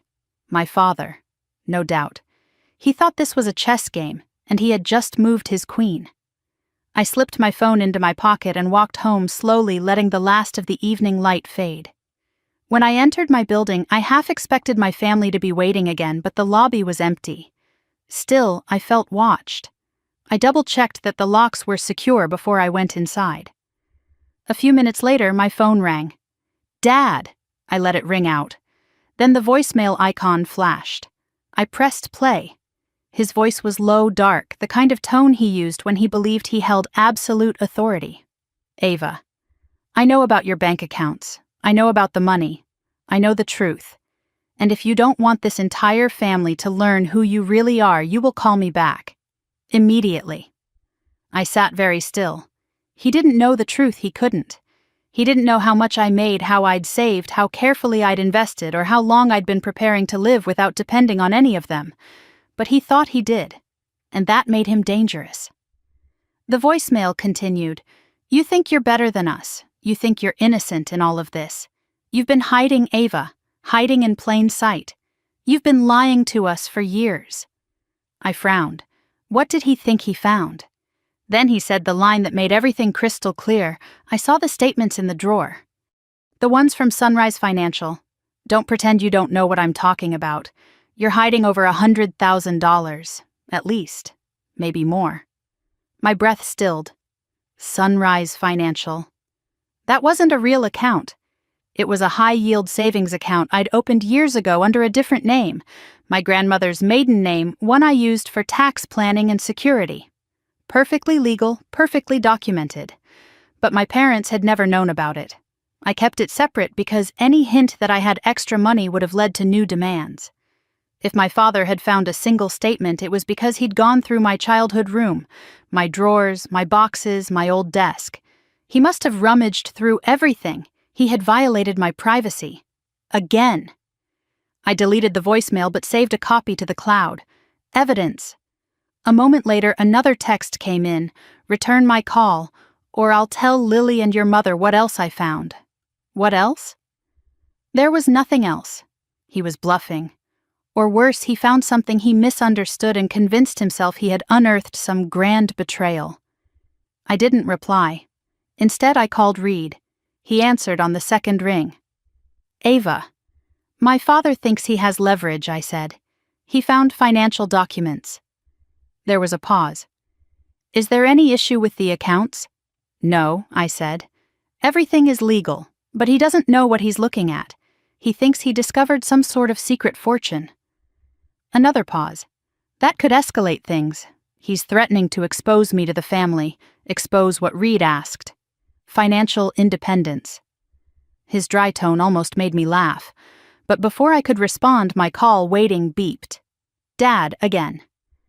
"Don't answer," Reed said. "I won't." "Good.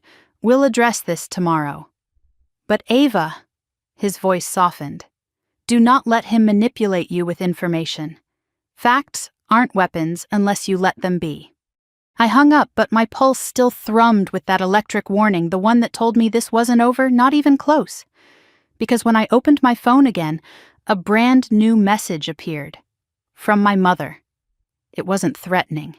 It wasn't hateful. It was worse. "Ava, sweetheart, your father is very upset. He says you have been keeping secrets from the family. I don't know what to believe. Please come talk to us.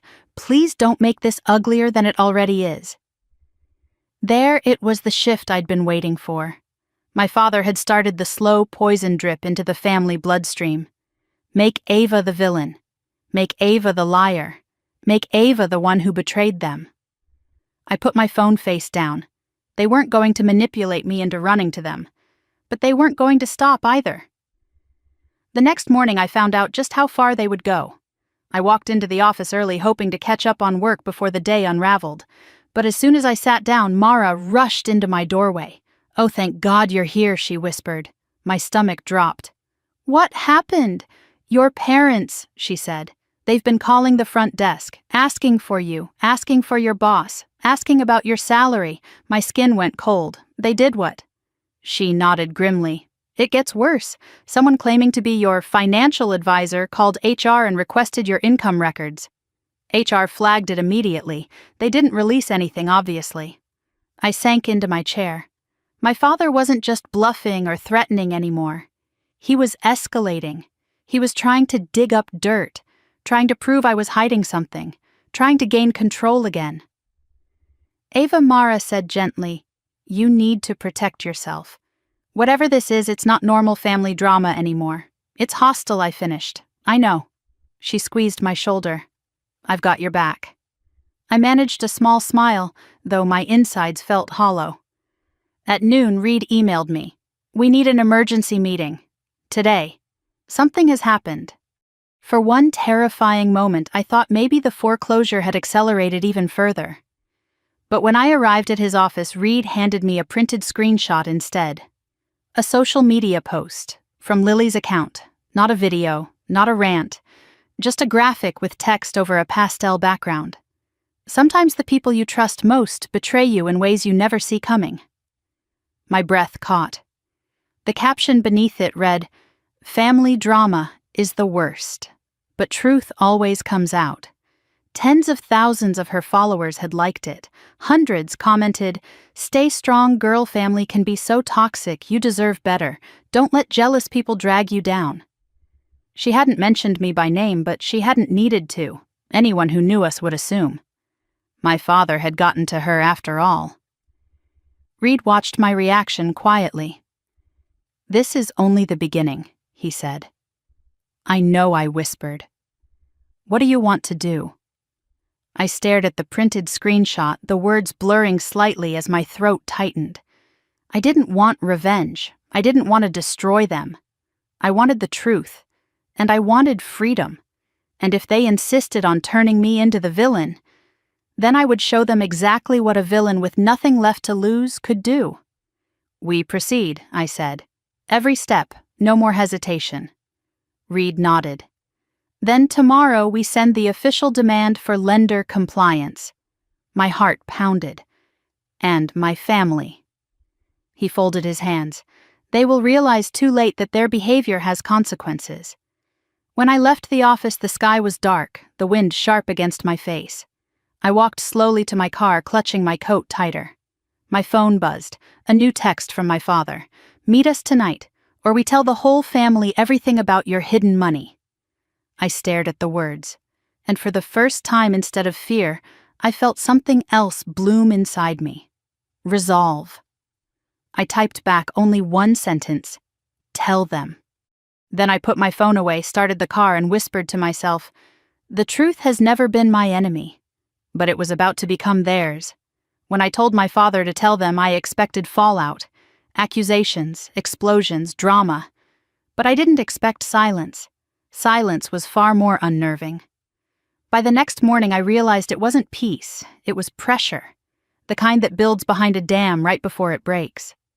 I woke early, unable to sleep past dawn. My apartment felt smaller than usual, the walls too close, the air too still. I made coffee, but it tasted bitter. I made toast, but it turned cold, untouched on the plate. At 9:04 a.m., the first email arrived. From Aunt Margaret. Subject, deeply disappointed. I didn't open it. I didn't need to. At 9:11, a second email came. From Cousin Daniel. So this is who you are. Then a third, a fourth, 8 more. One after another flooding my inbox with outraged judgment and self-righteous lectures. All because my father had decided to tell them everything. I clicked one at random. Ava, your father told us about your secret funds. We are shocked that you would hide money from a family in crisis while pretending to be the moral one. I actually snorted. Pretending to be the moral one, I never pretended anything. I was the one paying their bills. I was the one stabilizing chaos. I was the one sacrificing opportunities while they congratulated themselves for Lily's success. But logic didn't matter to people already committed to a narrative. One email said I was selfish, another said I was materialistic, another said I was cold and calculating. The irony was so painful it was almost funny. They didn't care about the legal facts, the financial truth, or my years of quiet responsibility. They cared only about maintaining their storyline, Lily, Anand, innocent angel. My parents, Anand, misunderstood victims. Me, Anna, villain with a bank account. The more I read, the more it became clear my father hadn't told them the truth. He had told them a curated fantasy. In his version, I wasn't financially responsible. I was secretive. I didn't protect myself. I betrayed the family. I didn't refuse exploitation. I punished them out of envy. I closed my laptop gently. Let them talk. Truth didn't disappear just because people refused to look at it, but even knowing that my stomach churned with something heavy. Not guilt grief. Grief for a family that had chosen fiction over fact, blame over accountability, entitlement over honesty. The grief lasted for about 10 minutes. Then anger took its place. Real anger. Slow burning. Quiet. Directed. I dressed, grabbed my tote bag and drove toward Reed's office, each mile sharpening my resolve. I arrived 10 minutes early. He waved me into the conference room where 2 new folders sat on the table. We have developments, he said. Of course we did. I sank into the chair. Give me the worst first. Reed paused. Your parents contacted the lender this morning. I sighed. What did they do? They claimed you submitted the incomplete transfer documents yourself. I stared at him. They what? He nodded grimly. They're trying to create a false narrative in which you intentionally caused the breach. My jaw tightened. Did the lender believe them? Absolutely not, he said. We provided timestamps and evidence showing you had no involvement in the transfer, and importantly, all signatures were theirs and Lily's, not yours. The relief that washed through me wasn't full. It couldn't be not when another question loomed. What now? Now Reed said we go on the record. He opened one of the folders and slid a packet toward me. Inside was a formal statement addressed to the lender, a clear chronological summary of my parents' actions. Copies of the county's incomplete filing, evidence of my father's months-long delinquency. Screenshots of texts and voicemails demanding I continue paying the mortgage. It wasn't accusatory, it was factual. We're submitting this today, Reed said. Once the lender has everything, they will proceed with foreclosure preparations unless your parents provide the full balance. I exhaled. They can't. I know, he folded his hands. But Ava, this isn't just about the house anymore, I swallowed. I know. No sooner had I spoken than my phone buzzed violently on the table. Lily, Reed nodded for me to answer. Put it on speaker. I hesitated, then picked up. Lily. Her voice was trembling. Where are you in a meeting? What's wrong? There's a video, she whispered. My pulse spiked. What video? Oh God, Dad recorded something. He posted it to Facebook. It's public. My stomach dropped. What did he post? You, she said. He posted about you. I closed my eyes. Of course he did. Of course he believed Facebook was the Supreme Court of public opinion. What did he say? I asked, bracing myself.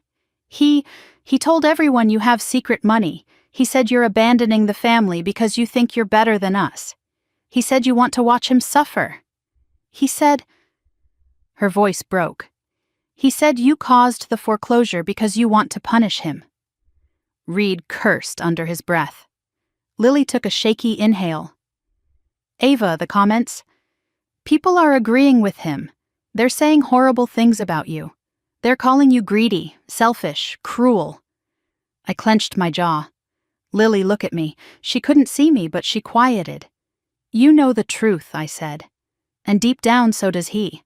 A lie that loud is desperate. I'm scared, she whispered. He's out of control, I know, I said softly, but he can't hurt me with lies. Reed gave me a nod, encouraging, steady. Lily whispered, What should I do? You do nothing, I said. Let him talk. Let him bury himself. She sniffled. Please don't hate me. My voice softened. I don't. We hung up. Reed exhaled. We can address the defamation later. Right now, focus on the legal steps. I nodded, though my insides felt shaky. The meeting lasted another hour. By the time we wrapped up, everything felt heavier but clearer. When I left the office, I didn't go home.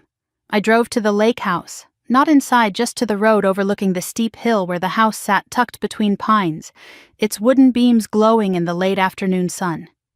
It looked peaceful, stable, unbothered by the chaos swirling around it. It didn't care who deserved it. It didn't care who signed what. It didn't care about broken promises or twisted narratives. It would stand until someone legally took it down. I leaned against my car, watching the sunlight flicker across the water.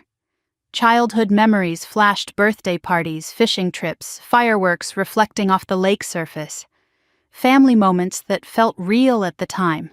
Maybe they were. Then my phone buzzed with another message.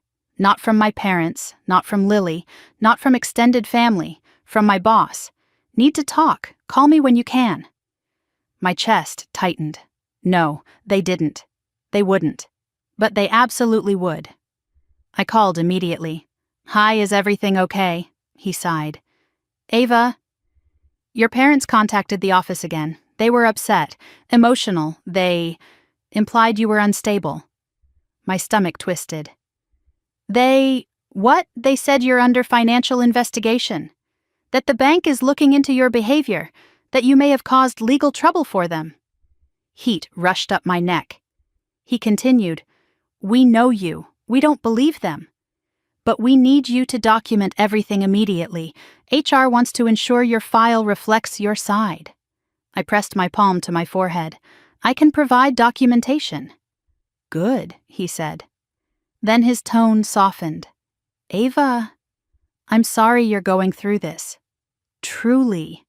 Thank you, I whispered. After we hung up, I leaned against the car again, letting the weight of everything settle on my chest. My father wasn't trying to just control the narrative. He was trying to destroy my credibility, undermine my stability, cast me as a threat. It wasn't just financial sabotage anymore. It was character assassination. For a long time, I just stood there staring at the lake, breathing slowly, grounding myself in the one truth that mattered. I wasn't powerless. Not anymore. I got back into the car and started driving, not fully sure where I was going until I arrived my parents' street. I parked at the curb far enough that they wouldn't see me. The house was dark except for the kitchen light. I watched silhouettes move inside my father, pacing my mother perched on a stool, Lily sitting small and hunched. I didn't approach the house. I didn't confront them. Not yet. But I whispered to myself, if he wants to wage war, he should have made sure he had something worth fighting with. Because I had something he didn't: receipts, records, truth. And tomorrow truth wouldn't just protect me. It would expose him. I didn't sleep that night. I don't think my brain ever truly shut down, not with the weight of everything pressing on me from every direction. My father's video had spread. Family members had formed a virtual mob. My job now needed documentation to protect me. And above all of that, the house, the property they swore Lily deserved, was now a grenade with the pin halfway out. By the time daylight touched the windows, I felt like I'd aged years. Still, I got up, showered, dressed, and drove straight to the county records office before they even unlocked the doors. I was the first person inside when they opened. The building smelled like dust and old paper, and the fluorescent lights flickered with the kind of soft hum that made everything feel both sacred and outdated. The woman at the records counter recognized me from the last visit. "Back again?" she asked gently. "Yes," I said, "and today I need everything." She didn't ask questions. She led me to a small viewing room, and 10 minutes later she brought 2 boxes documents from every recorded transaction involving my father's business, personal assets, loans, equipment lines, and the lake house. I sat down at the long table, pulled the first box toward me, and opened it. It didn't take long to find the inconsistency. A transfer form dated 3 months earlier, something I'd never seen, stated that my father had assigned temporary proxy authority over family property to an unnamed third party for expedited financing purposes. I stared at the signature line. It wasn't just forged, it was sloppy. The loops were wrong. The A wasn't my A. And whoever signed it didn't know I stopped crossing my T in my last name years ago. It was an imitation, a poor one. My jaw tightened. My father had dragged me into another legal mess, but this time with someone else's help. I reached for my phone. "Reed," I said when he picked up, "we have a problem." He arrived 30 minutes later. He stood over the document, arms folded, eyes narrowed. Wow. This is bad, Ava. Really bad. This isn't just a forged signature. It's a forged legal authorization document tied to a loan network already under investigation. This is fraud layered on fraud. My stomach sank. And my name is in the middle. And that, he said, pointing at the form, is why this is now criminal. The word sat in the air like a weight. I had expected chaos. I had expected lies. Even manipulation. But not this. "Do you want to press charges?" Reed asked, voice low. The question made my throat tighten. Press charges. Against my own father. Against the man who had spent a decade calling me the responsible one, the reliable one, the fallback plan, while turning me into collateral without my knowledge. My fingers pressed into the table. "I don't want revenge," I whispered. "I just want the truth to destroy the lies." Reed nodded. "Then we'll let the evidence speak." He took photos, made copies, logged everything. Then he said something that made my pulse spike. "Ava, this wasn't done recently. What do you mean this proxy document is 3 months old? The predatory loan network started contacting your father around that same time. But the forged signature pattern, the way it's written, matches something much older." I frowned. "Older?" He slid another paper toward me. "Look at this. It was from when I was 22. A document I vaguely remembered signing, something my father claimed was an equipment rental contract for his business. But when I looked at the second signature line, the one supposedly indicating my ongoing consent, my stomach dropped. The handwriting was the same as the forged document from 3 months ago. The loops, the slant, the shape of the N in Thompson. Someone had been practicing my signature for years. I felt nauseous. So this person, whoever forged this recently, must have forged older documents too. Reed nodded grimly. "Which means the fraud isn't recent. It's systemic. And your father didn't just stumble into trouble. He built his foundation on illegally using your name." A chill crawled across my skin. My father had been using me long before I even realized it. And now the entire fragile structure was collapsing, and everyone wanted to blame me for the fallout. I closed the box gently and said, "We need everything scanned. Every document, every signature, every transfer. If there's a pattern, we'll follow it." Reed smiled faintly. "That's exactly what I hoped you'd say. We spent nearly 3 hours sorting, documenting, photographing, and tracing signatures. The more we uncovered, the more this tangled mess took shape. This wasn't one bad loan. It wasn't one desperate mistake. It was a decade-long web of gradual risk, escalating lies, and quiet exploitation, until the house, the last valuable asset, became the final bargaining chip. By the time we finished, I felt hollow, but not broken. Knowledge didn't break me. It armed me. I left the records office with 2 folders and a cold resolve building in my chest. When I reached my car, Lily was calling again. I answered, "What happened now, Ava?" she whispered. "You need to come." "Where?" "The house." I pulled onto the highway within minutes. The drive felt like gliding through fog. The world existed around me, but I wasn't fully in it. I just moved guided by instinct and a strange internal quiet. When I finally turned down my parents' street, I saw something I didn't expect, a police car, parked right in front of the house. I slammed the door behind me and hurried up the walkway, heart pounding. 2 officers were speaking with my mother on the porch. My father was sitting on the steps, elbows on his knees, staring at the ground. He looked smaller than I had ever seen him. Lily stood off to the side, arms wrapped around herself. She rushed to me immediately. "Ava," they got a call. "What kind of call?" "An anonymous tip. Someone reported that your dad was planning to flee the state to avoid legal obligations." I blinked. What one of the officers walked over?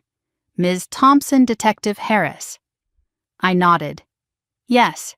Your father isn't under arrest, but we did have to notify him that he cannot legally leave the county because of ongoing lender disputes. We also advised him that any tampering with financial documents would escalate matters." My father winced. My stomach dropped. Someone had reported him. Not the lender, they hadn't acted yet. Not me, I would never file a false tip. Not Reed lawyers don't place anonymous calls. That left one possibility. Someone in the predatory loan network had decided my father was no longer useful. I took a slow breath. "Detective, can we speak privately?" He nodded and moved several steps away. I followed. "Detective," I said quietly, "my father has been dealing with a shell loan network using layered LLCs. He also forged my name on a set of documents." He stiffened. "You're saying he used your identity?" "Yes, and you didn't report that earlier." "I didn't know," I said. "Not until today." He exhaled. "Well, that explains the anonymous call." I frowned. How predatory lenders often panic when they realize a borrower is being investigated. They report the borrower themselves to speed up asset seizure.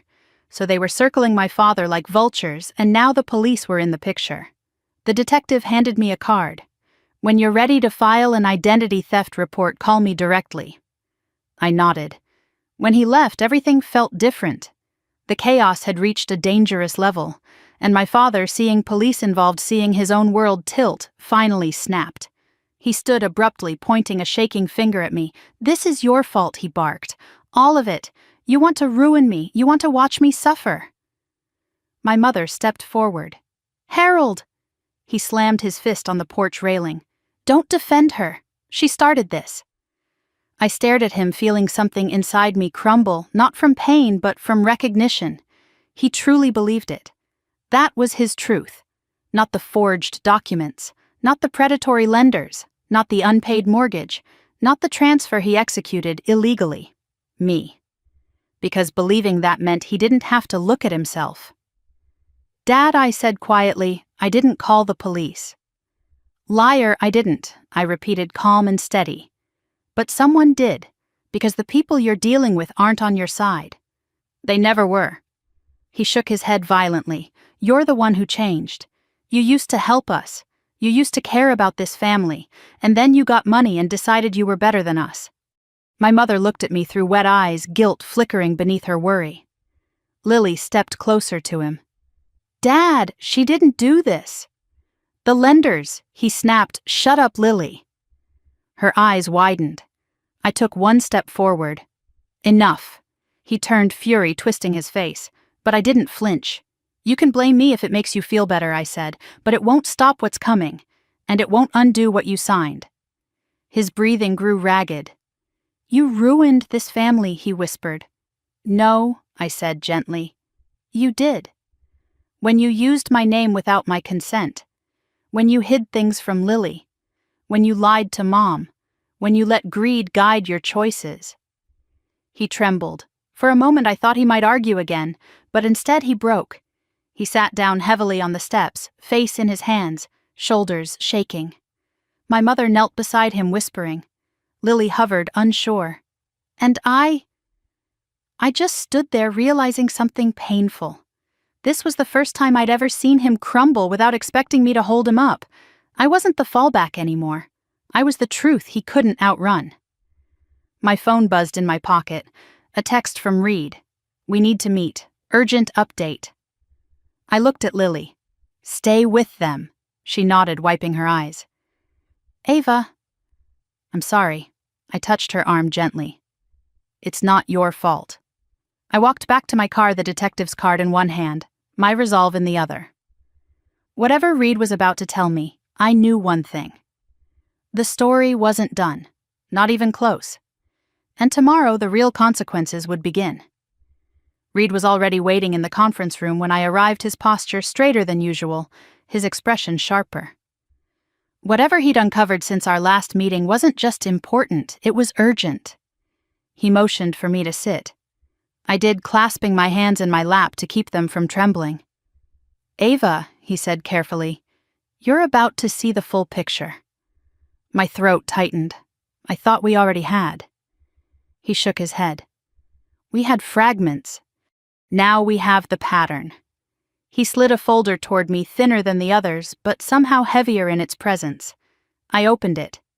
Inside were 3 documents: a sale agreement, a notification of collateral assignment, a deed draft, all dated 2 months ago, all involving the lake house, all listing the same previously unknown entity as the buyer, Northbridge Asset Consolidation Group.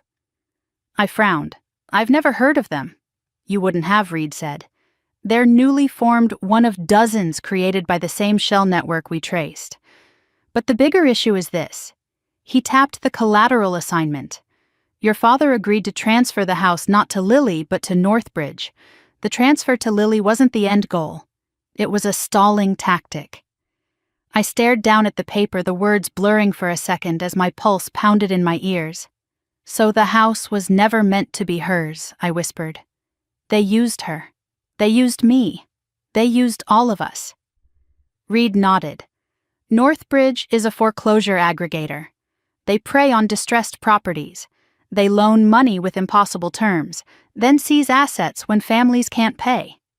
"And my family was the perfect target," I murmured. "Yes," Reed said. "Your father's business was struggling. His debts were compounding. Northbridge likely dangled a short-term cash infusion and implied they could help secure Lily's future. That kind of pitch is common. But behind the scenes, they planned to take everything." My stomach dropped. "Everything." "All assets pledged as collateral," he said. "The house, the land behind it, possibly even your father's business if they layered the loans." I sank into the chair. So my father didn't just hide things out of shame or pride.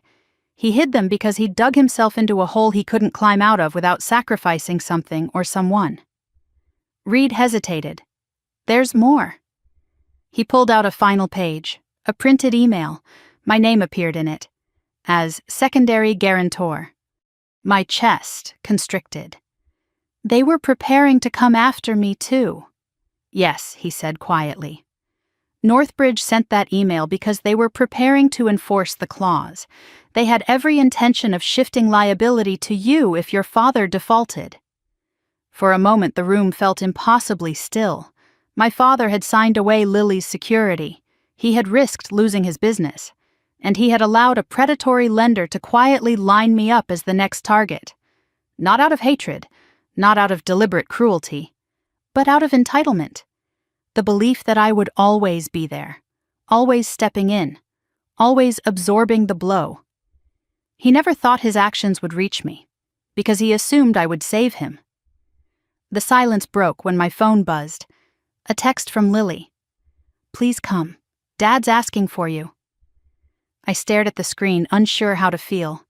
Part of me wanted to keep driving forever. Part of me wanted to confront him. Part of me didn't want to be anywhere near that house again. Reed rested a hand on the table. "Ava, whatever you decide, go with clarity, not emotion. You've earned that." I nodded, though. Clarity felt like a fragile thing. As I drove back toward my parents' house, the road blurred into a long ribbon of memories. Birthdays, holidays, laughter, fights, silent treatments, expectations, all the pieces of a family history that looked whole from far away, but splintered up close.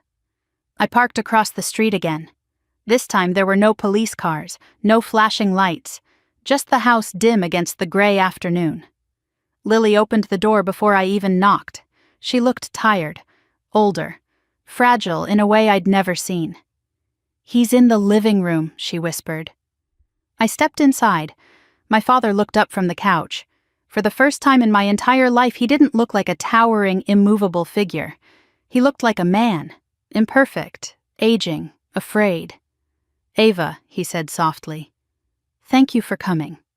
His voice, fragile, not furious, threw me off balance. I sat across from him. My mother perched on the armchair, hands twisting nervously. He cleared his throat. "I know you think I did this on purpose." "No," I said, my voice steady. "I think you did it carelessly. And carelessness can ruin lives just as effectively as malice." He winced, then nodded. "I deserve that." He looked down, rubbing his hands together. "I was drowning," he whispered. "My business, it wasn't recovering." The market slowed. I made mistakes. Too many to fix. Northbridge offered me a lifeline. I didn't understand what they really were. "You didn't ask," I said. "No," he admitted, "I didn't." He lifted his eyes to mine. "And I didn't tell you about the loans, the signatures, the house. I didn't tell anyone." My chest tightened. "You forged my name." He swallowed hard. "Yes." "And you let them line me up as collateral." He closed his eyes. "I thought it was temporary," he whispered. "I thought I could fix it before anything happened. I didn't think they'd actually come for us. I thought you'd help if things got bad." There it was, the confession beneath the confession.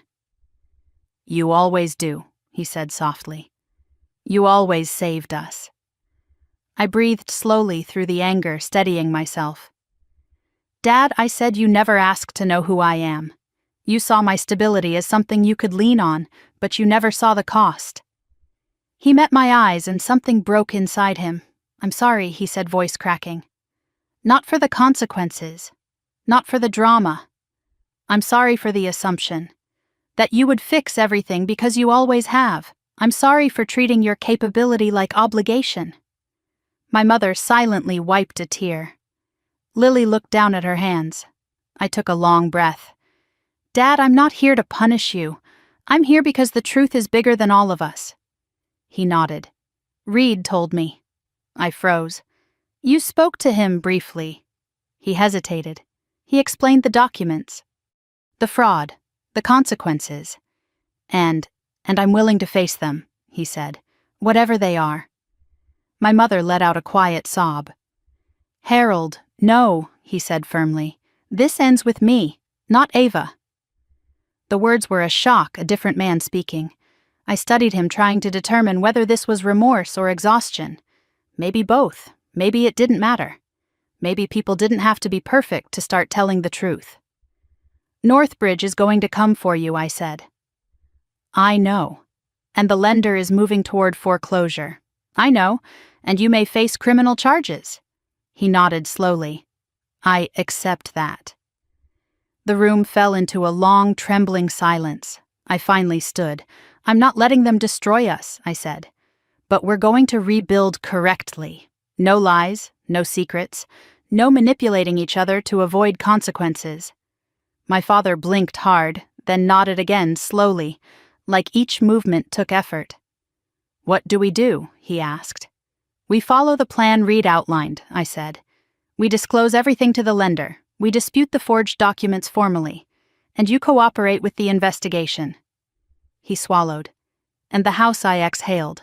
"The house can be saved, but not for free, and not by pretending everything is fine." My mother whispered, "Ava, will you help us?" Her voice cracked with humility, a tone I'd never heard from her. I didn't answer immediately. Then I said the only honest thing I could: "I'll help fix what's fair to fix. But I won't carry what isn't mine anymore." She nodded, tears slipping down her cheeks. Lily looked up. "What about me?" "You," I said, looking at her gently, "have a choice. You can keep living in the shadow of what you were given, or you can step into the light of what you can earn." She blinked, absorbing the words. I want the second one, she whispered. Good, I thought, because that's where healing begins. I left the house quietly, feeling neither triumphant nor defeated, just grounded. The truth didn't magically solve anything, but it finally gave us something real to stand on. When I reached my car and closed the door, I let out a long, shaky breath. The storm wasn't over, but the winds had shifted, and this time I wasn't bracing against them. I was moving with them, because surviving a family crisis wasn't about proving who was right. It was about choosing who you would become afterward. And I chose clarity, boundaries, and a future not built on someone else's lies. Before driving off, I picked up my phone, opened a blank message to read, and typed, "Let's finish this." Then I hit send, and drove toward whatever came next on my terms. If you've ever had to set boundaries with family or rebuild yourself after betrayal, share your experience in the comments below. Your story matters. And if you want more powerful stories like this, make sure you like, follow, and subscribe so you never miss the next chapter.